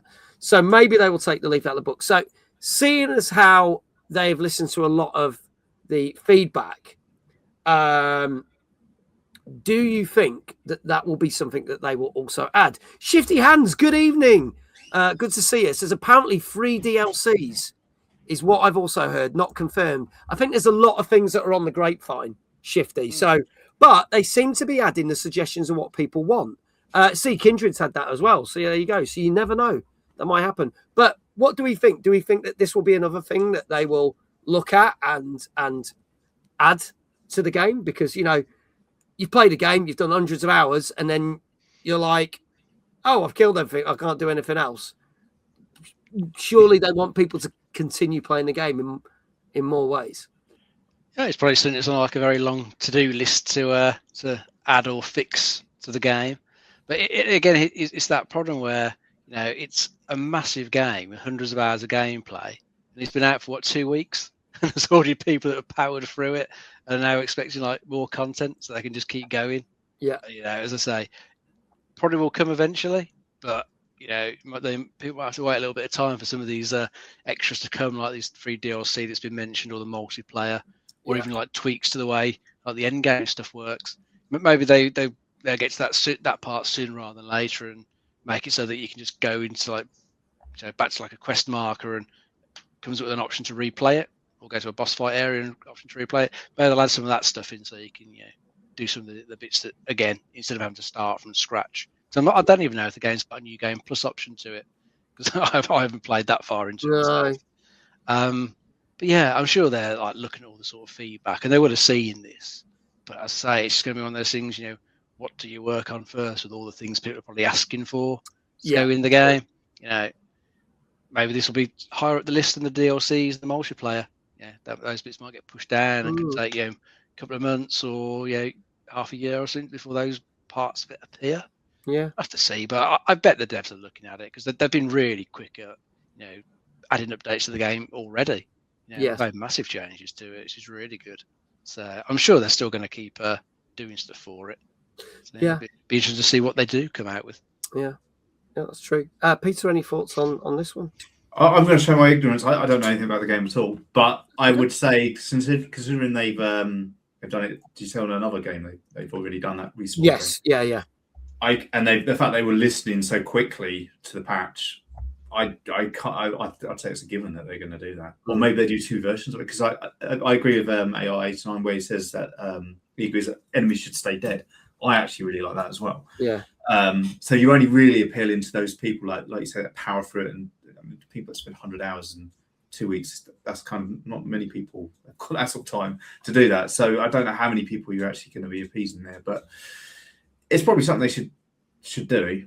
But I don't think personally, I don't think it would be the top priority. If they're doing the multiplayer as well, I'd go with that first of all. Yeah. Okay. Well, we've been talking a lot about Crimson Desert, and I'm going to remind people. And it's funny because a lot of people were like, "Really?" When we announce this, every year we do a thing of 50 games to look out for in the year, and this was our number 2 game. And it's funny because we've been talking about this like for the last 3 weeks on the show. And yes, the review scores at the start were a bit iffy, but then they've been getting a lot better. I did see that IGN dropped a review last week and only gave it a 6 out of 10, which kind of surprised me.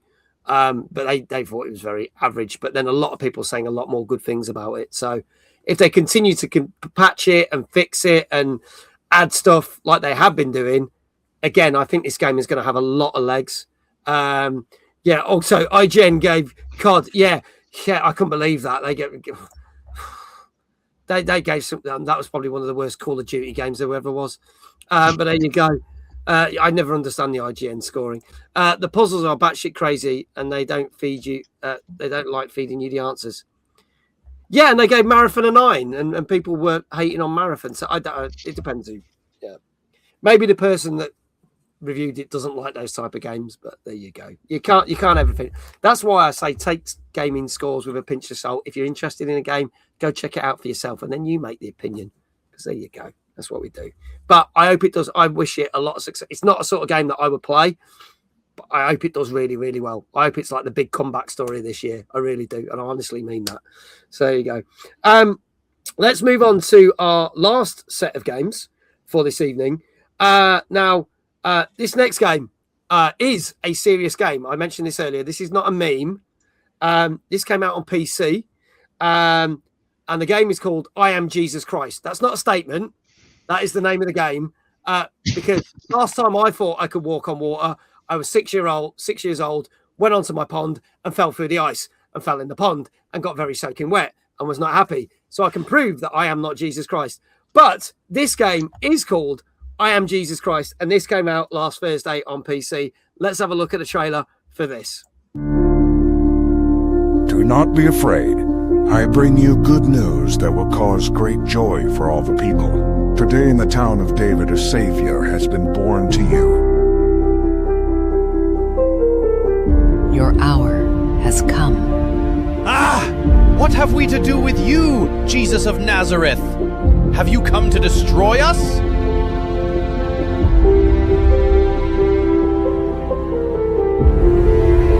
I tell you, get up, take your mat, and go home. Be quiet, Jesus said sternly. Come out of him.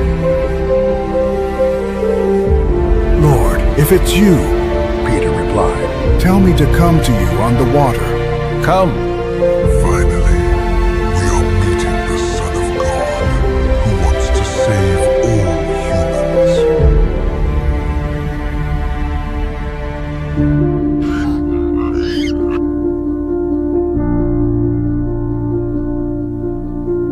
Are you the Messiah, the Son of God?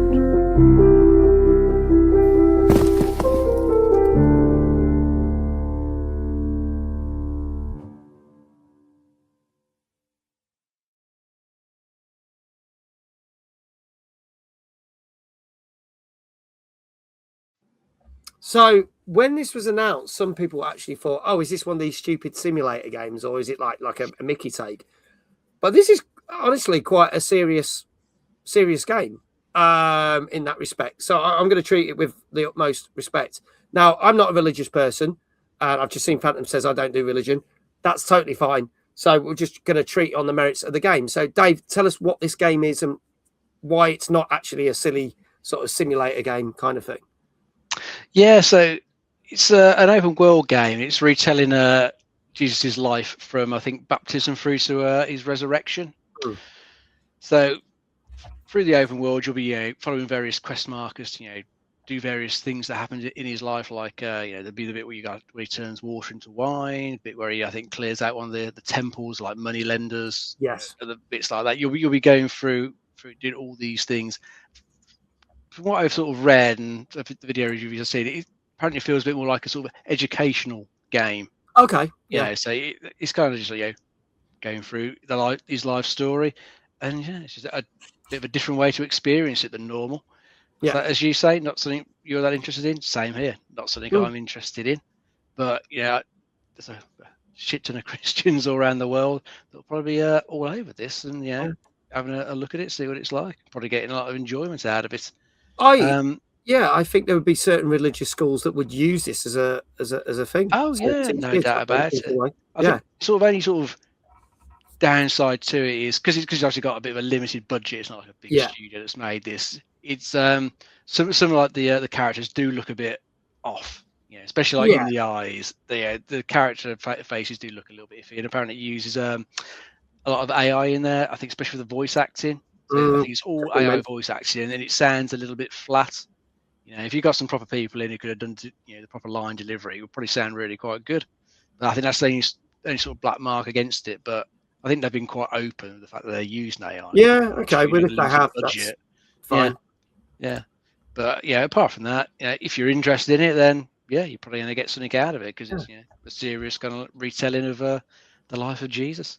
Yeah.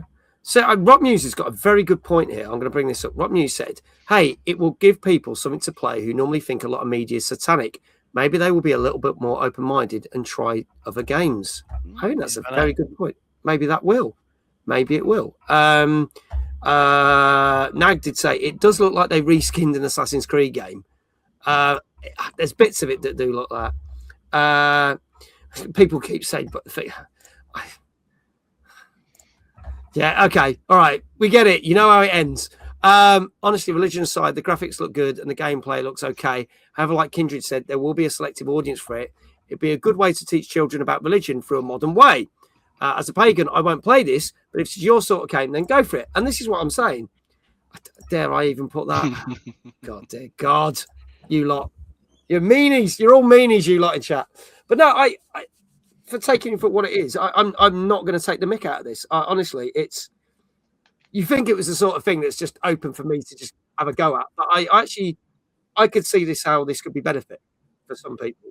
So again, this does look right. I think it's a very select audience, but it could do well. Peter, your thoughts on it?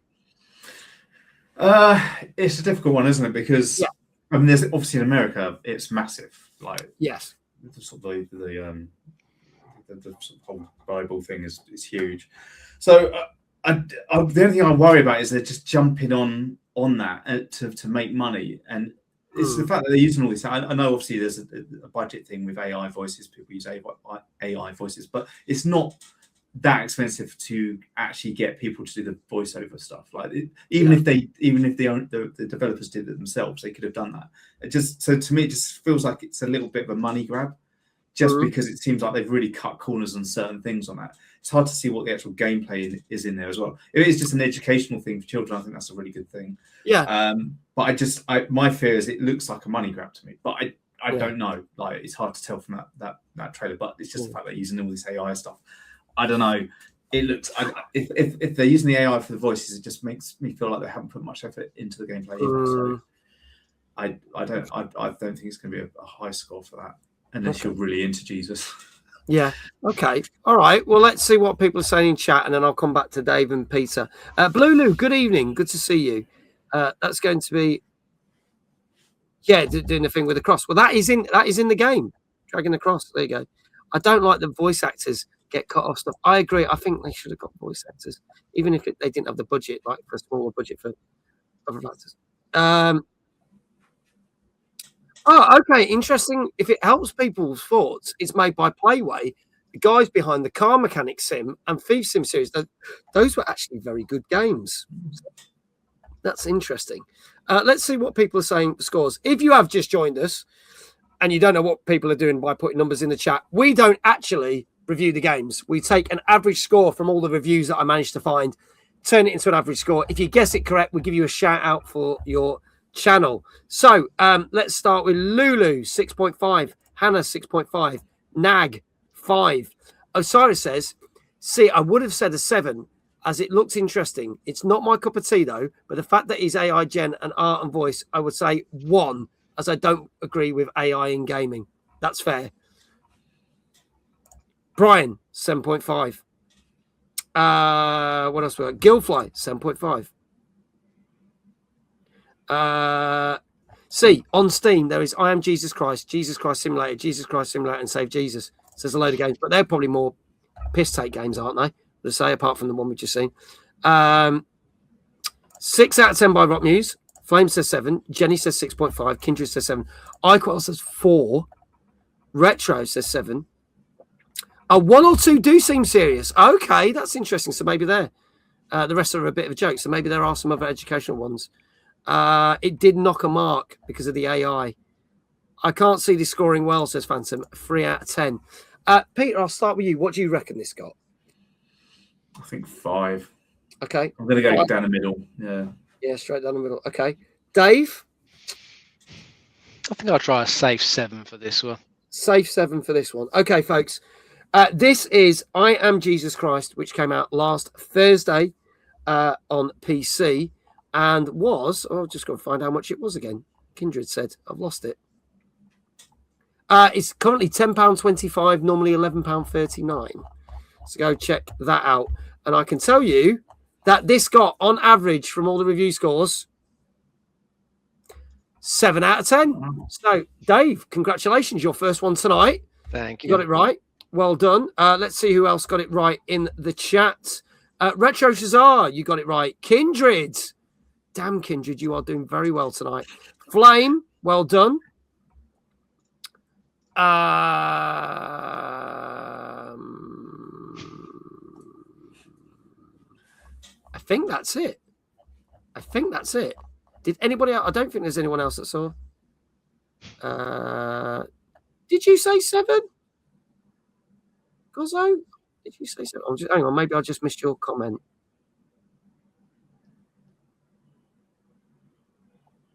Oh, you did. Yes, apologies. You did say 7. It's further up the chat. You did. So we've got to give Gozzo a shout out as well. And Danka. Oh, well, that was well up the chat. I missed them. Yeah. Thank you. Sorry. There was a lot of chat, so I missed that. Thank you. So we're going to give you shout outs. Now, Dave doesn't stream. So we have to think of a different way of basically giving him a shout out. If you are in chat, you can do exclamation Dave to give him your own shout out. Dave, how would you like your first shout out of the evening?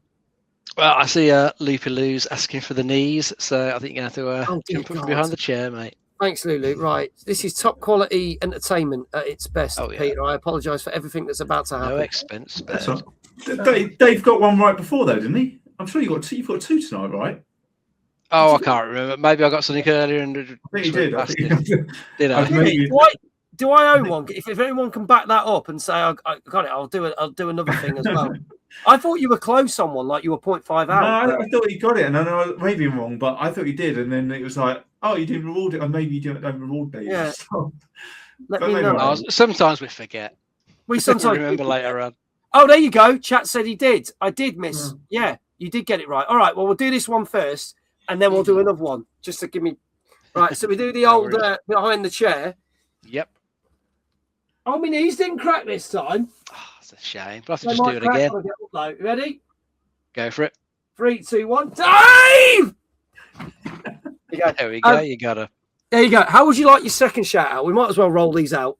You might as well just spin in your chair, mate, as you're back. Spin on the chair. Okay. All right. Bit like a Wonder Woman transition, but less interesting. Go for it.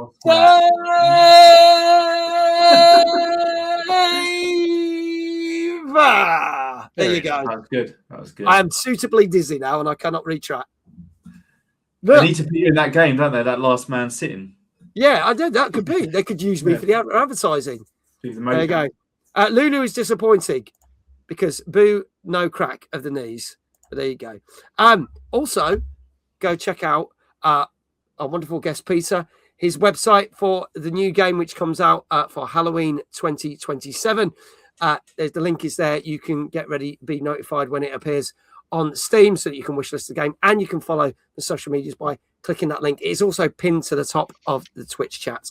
So go check it out right now. Everyone is massively disappointed that my knees didn't crack. Maybe. Brian says, I missed the first 30 minutes of the show, so assuming the best games of the last 7 days was not featured. Go, Mr. Chickums, the perfect arcade part for Easter. I gave it a 9 out of 10. Never even heard of that. I don't think that was even on our list of games to pick from. We had 14 games that we narrowed down to 8, and that wasn't even on the list. So I've not heard of that, so you'll have to send us more details, Brian. There we go. What was the score, Jesse said? It was a 7 out of 10 for that one. And on to our final game of the night. It's less than £8 and it came out Friday. Oh, blimey. Yeah, there you go. I didn't even know. Our last game of the night is another sequel. This also came out on Thursday on PC. This came out 2 years ago on early access, but it gets its 1.0 release. This is Xenonauts 2. Let's have a look at this.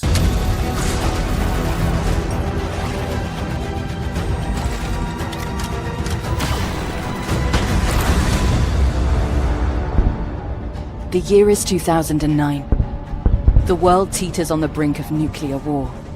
Every opportunity for peace has failed. We Xenonauts know the truth. The dark forces poisoning our politics are not human in origin. After years spent gathering information on an enemy that few believe exist, we are finally ready to strike back.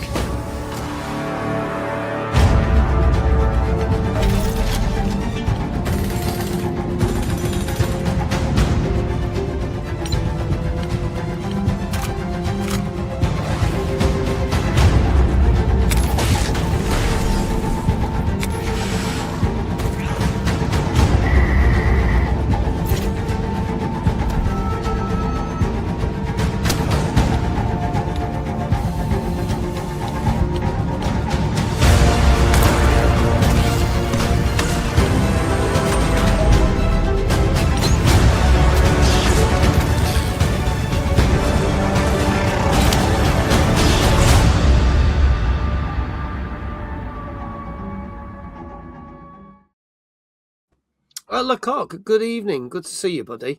Good to have you here. Welcome to the show. Gilford just said, this looks fecking awesome. Take my money. There's quite a few people liking this. Not going to lie, they look really AI-generated images from the trailer in the grayscale part. How do, good sir? Tips hat. How do? It's a little more involved than XCOM, but I like. Well, Dave, tell us a little bit more. Why is it a little bit more involved in the XCOM games? Yeah, I think this one's trying to sort of capture the feel of the original XCOM games that came out in like the mid-90s. Where we had was it? I think it was originally called like UFO Enemy Unknown, or yes, or also XCOM UFO Defense in some regions. But then it was XCOM after that.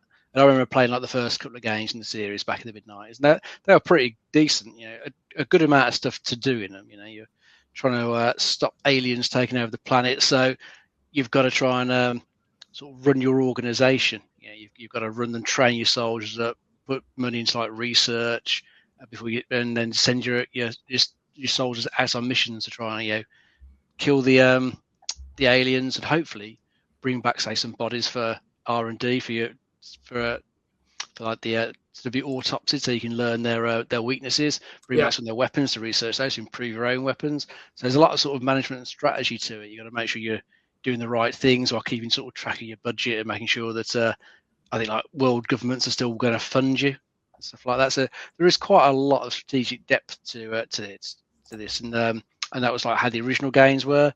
I think the newer XCOM games that came out in sort of the 2010s, I think they were perhaps a bit sort of smoother in the way they played. Some like the rough edges have been shaved off and back by then, but this game is trying to recapture what was there in the mid-90s by the sound of it. And it definitely is doing that with the looks as well. Graphics-wise, it does look like a game from that era, and I think it does look pretty cool. So, yeah, as a fan of the original games, I probably would be interested in having a look at this at some point to see what it was like. Never heard of the original game, but no, I'd not. I thought I'd heard of it, but then when I looked it up, I was like, "Oh, this isn't the game I was thinking of." So, but I know Osiris said he loved the first game, so he should be looking forward to this. Peter, are you familiar with this kind of game? No, it's sort of reminded. It's not really the same, but and this is really going bad. But I don't know if you remember the game Battle Isles on the Amiga. This was. And that was kind of like it's sort of like chess, and you have your different weapons and you upgrade. So I suppose it's a lot like these turn-based games, but that I've never seen it before. So it looks really interesting. Like what Dave was just saying about the fact you have to learn about the enemy and bring them back and do autopsies, and that sounds great. But then my worry is that it becomes too complicated. There's too many things to do, which then you're trying to balance the gameplay. Then becomes really difficult. So. I don't know. I mean, it'd be interesting to know what the other games scored, because that would give me a better idea of how this would score. But from that idea of it, I'd give it like a 9 out of 10. But yeah, I don't know. I don't know what it's going to score. There you go. What I just realised is I already bought this in early access, so I'll have to fire it up since it's 1.0. Yeah, you've got the full game, my friend. So give it a go and let us know what you think. Nice. I say early access came out 2 years ago, so. There you go. Diva, good evening. Welcome on in. Good to see you, lovely. Hope you're well. There you go. So IGN rated the original Xenonauts a 7.8 out of 10, which was classed as good in their 2014 review. So there you go. So if that was this show, that would be marked up to an 8 out of 10. To give you an idea, because I kind of round up the figures when it comes out. The game is normally £35, but it's down to £22.74 currently on Steam and Epic. So let's see what people are saying scores wise. Nag 7.5. Rockmew says 7. Lulu said this isn't my sort of game, but I'll give it a 7. Brian says 8.5 for this one. I covered the UFO Enemy Unknown back in January. Danka, 8.5. Gozzo, 8.5. Osiris, 8. Hannah, 8. Jenny, 8. Oh, but then changed her mind and said 8.5. Gilfly, 8.5. Kindred, 8.5. Retro Jazar, 7.5. Big Jesse, 8.5. Flame, 8. Peter, I'll start with you. What do you reckon? Well, I'm tempted to go with Kindred now because he's got all of them right. He has, hasn't he? He's got a good run at the moment. But I'm going to go 8 because maybe there's really high expectations for it and it's not quite up there. Okay, all right. Go for 8 from Peter. Dave, what say you? I'll try an 8.5. Okay, you're going for the 8.5. You're stealing Peter's 8.5. So, Kindred says, please don't. It's the kiss of death. I don't know. We'll see. Diva says, I don't know what the game was because I didn't see the trailer, but an 8. That's fine. You never know. You might get it right. Can I change my score to 69, though? No, because that's a terrible joke, Osiris. So, here we go. I could tell you that Xenonauts 2, which came out last Thursday on PC, scored,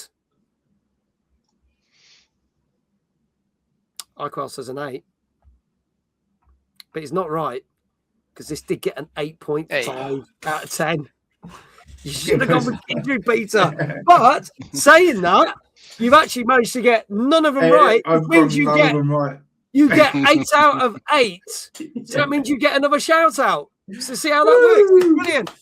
Go check out Peter's game. The link will appear. It's pinned to the top of the chat. So congratulations, Peter. You got 8 out of 8. There you go. Perfect. Brilliant. Perfect score. So there you go. Also, Kindred, well done. You got 8 out. I think that is the best score you have ever got on this show. Well done. Well done to the following people as well. They got this right. Jesse, well done. You got it right. Gilfly, congratulations. Jenny, I bet you're glad you changed your score, Jenny. You got it right as well.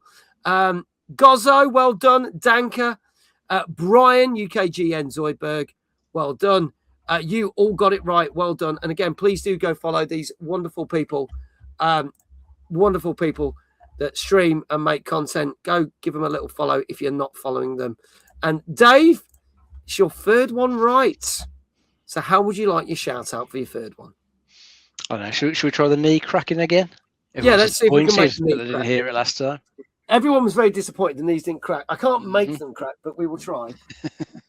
So I try not to limber up. That's the key. Do not limber up. Are we ready? Go right, for it. Oh, there you go. Ouch. It worked. There you go. Okay. In 3, in 2, in 1. Dave! There we go. There you go. Very good, mate. Yeah, I was surprised. It felt a bit odd. So I cracked those knees. There you go. Right. To finish off the show, we always look at different gaming charts. We look at the retail charts. We've looked at the best-selling games of the year so far, Steam, PlayStation. And now it's time to look at the Xbox charts, which we looked at probably about a month or 2 ago. So let's have a look what's going on in the Xbox retail chart. So at number 10, down 1 place, is Battlefield 6. At number 9, also down 1 place, is Call of Duty Black Ops 7. At 8, down 1 place, is EA Sports FC 25. Up 2 places at number 7 is Monster Hunter Wilds. At number 6 is a re-entry for Assassin's Creed Shadows. Down 1 place after being out a couple of weeks. At number 5 is WWE 2K26. Resident Evil Requiem falls 1 place at number 4. 3, it's a re-entry with Lego Star Wars The Skywalker Saga. At 2, a non-mover we talked about earlier on the show is Crimson Desert. And no surprises, at number 1 is another non-mover. It's EA Sports FC 26. So 2 FC games in the charts, just like when we looked at this chart a couple of weeks ago. And obviously the retail chart, FC had gone back up and knocked Crimson Desert off the number 1 over the overall chart.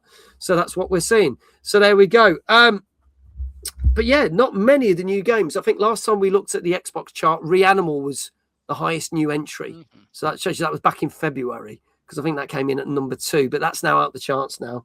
And a couple of games have dropped out and gone back in. Osiris says bloody football. I know. So there you go.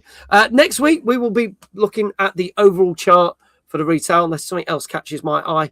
And then we'll probably have a look at the PlayStation charts in a couple of weeks' time. So there you go. That is it from us for the show tonight. I want to say a massive, massive thank you to our wonderful guest, Mr. Peter Butler. Thank you for being on the show. Your first time on the show. I wish you all the success with the development of the game. Again, can we have the links, please? Please, if it's pinned to the top, do go follow the socials. Do go follow the production of this game. Go get notified when it goes live on Steam. And we would love to have you back on the show when the game releases. Give us an update. It would be great. I'll just say, so if people sign up, we've got the proof of concept Meta Umbra, which is like the short 5-minute film where you can then go in and interact, which you saw at the beginning of the stream. We'll be giving that to people that sign up. We'll give them a key to that, which is on itch at the moment. Yeah. So go do it. If you're interested, go do it. Go sign up and you can get that game key for the 5. Would you call it like a 5-minute, rather than a demo, a 5-minute experience? Is that probably the best way of describing it? Because it was just a proof of concept. It's a 5-minute film, a 5-minute short horror film. Yeah, but with an interactive element, which is about 12 minutes of gameplay. Okay, awesome. All right, with like a little puzzle in it that you have to do. So it's very simple. But like I say, it was just meant to be a proof of concept. So it turned into this kind of like we sort of padded it out into a little game. So it's a little fun thing to do. Nice one. Go check it out. Go click those links, and go wishlist it when it goes live on the Steam store. Lulu says, thank you, iQuell, for being amazing mod as usual. Thank you to Peter for being amazing guest. Thank you, Dave, for putting up with Mag. And thank you, Mag, for being great host as usual. You're very welcome, Lulu. As always, thank you to our co-host that knows the most, the wonderful Mr. Dave Jones. Always a pleasure, mate. Thank you. Thank you to the mods. Greatly appreciate it. Thank you to iQuell and obviously Jesse as well. And thank you to the Steam Deck who got us through a couple of shout outs as well. Thank you to everyone who's been watching on Twitch and YouTube. We will be back with another TNGC next week, live from London, because I am going to be at London Games Festival all next week, covering London Games Festival, doing interviews, trying out a load of brand new indie games.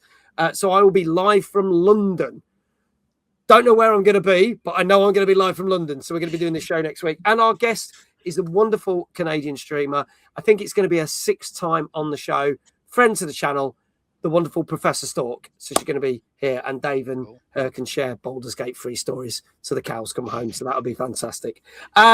We are going to go do a raid. Remember, tomorrow I'm doing a very special sponsored Fortnite stream. It starts at 7:30, so it's an hour earlier. The reason for this, there are some very special drops by watching you can get for in-game stuff for Fortnite. And there is a very special competition with MSI that you can win some laptops and gaming PCs. So I will put more details in the Discord, but if you tune in, you could potentially win a brand new gaming laptop. Okay? So you don't want to miss this. And then on Thursday, as mentioned, I will be playing Darwin Paradox. And let's see if we think it's better than a 7 out of 10, or maybe even worse, because obviously Brian is juggling between a 5 or a 6. Brian has posted the Mr. Chickens review in my Discord. Thank you, Brian. I will read that after stream. So that's what we got for you. Thank you so much to everyone. Let's go do the raid. Oh my God, no, I'm out tomorrow. Oh no, Jenny. I'm on from 7:30 till 11:30 tomorrow night. But enjoy. Let's go see who we can raid. For those who are watching on YouTube, the stream will just end. But let's go see who we can raid.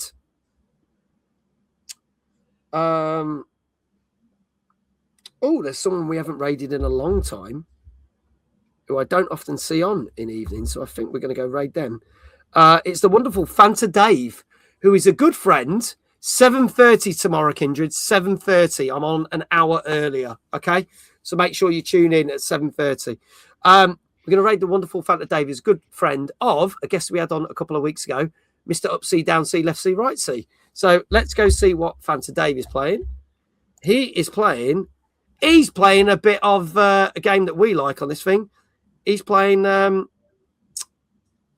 the Dub, the movie guessing game where you have to dub over dub. So let's go raid Fanta Dave. If I press that button, it should all go live. Fingers crossed, he says. And that has started. And all that leaves for me to say is, wherever you are in the world, have a great morning, a great afternoon, or a great evening. And I shall see you back on this show next week at 9 o'clock live from London, and back on stream at 7:30 tomorrow evening for a very special Fortnite and MSI sponsored stream. And now we'll do that awkward thing where we'll wave until I press the button. Good night, everyone. Thank you so much. Bye. I'm out to fight.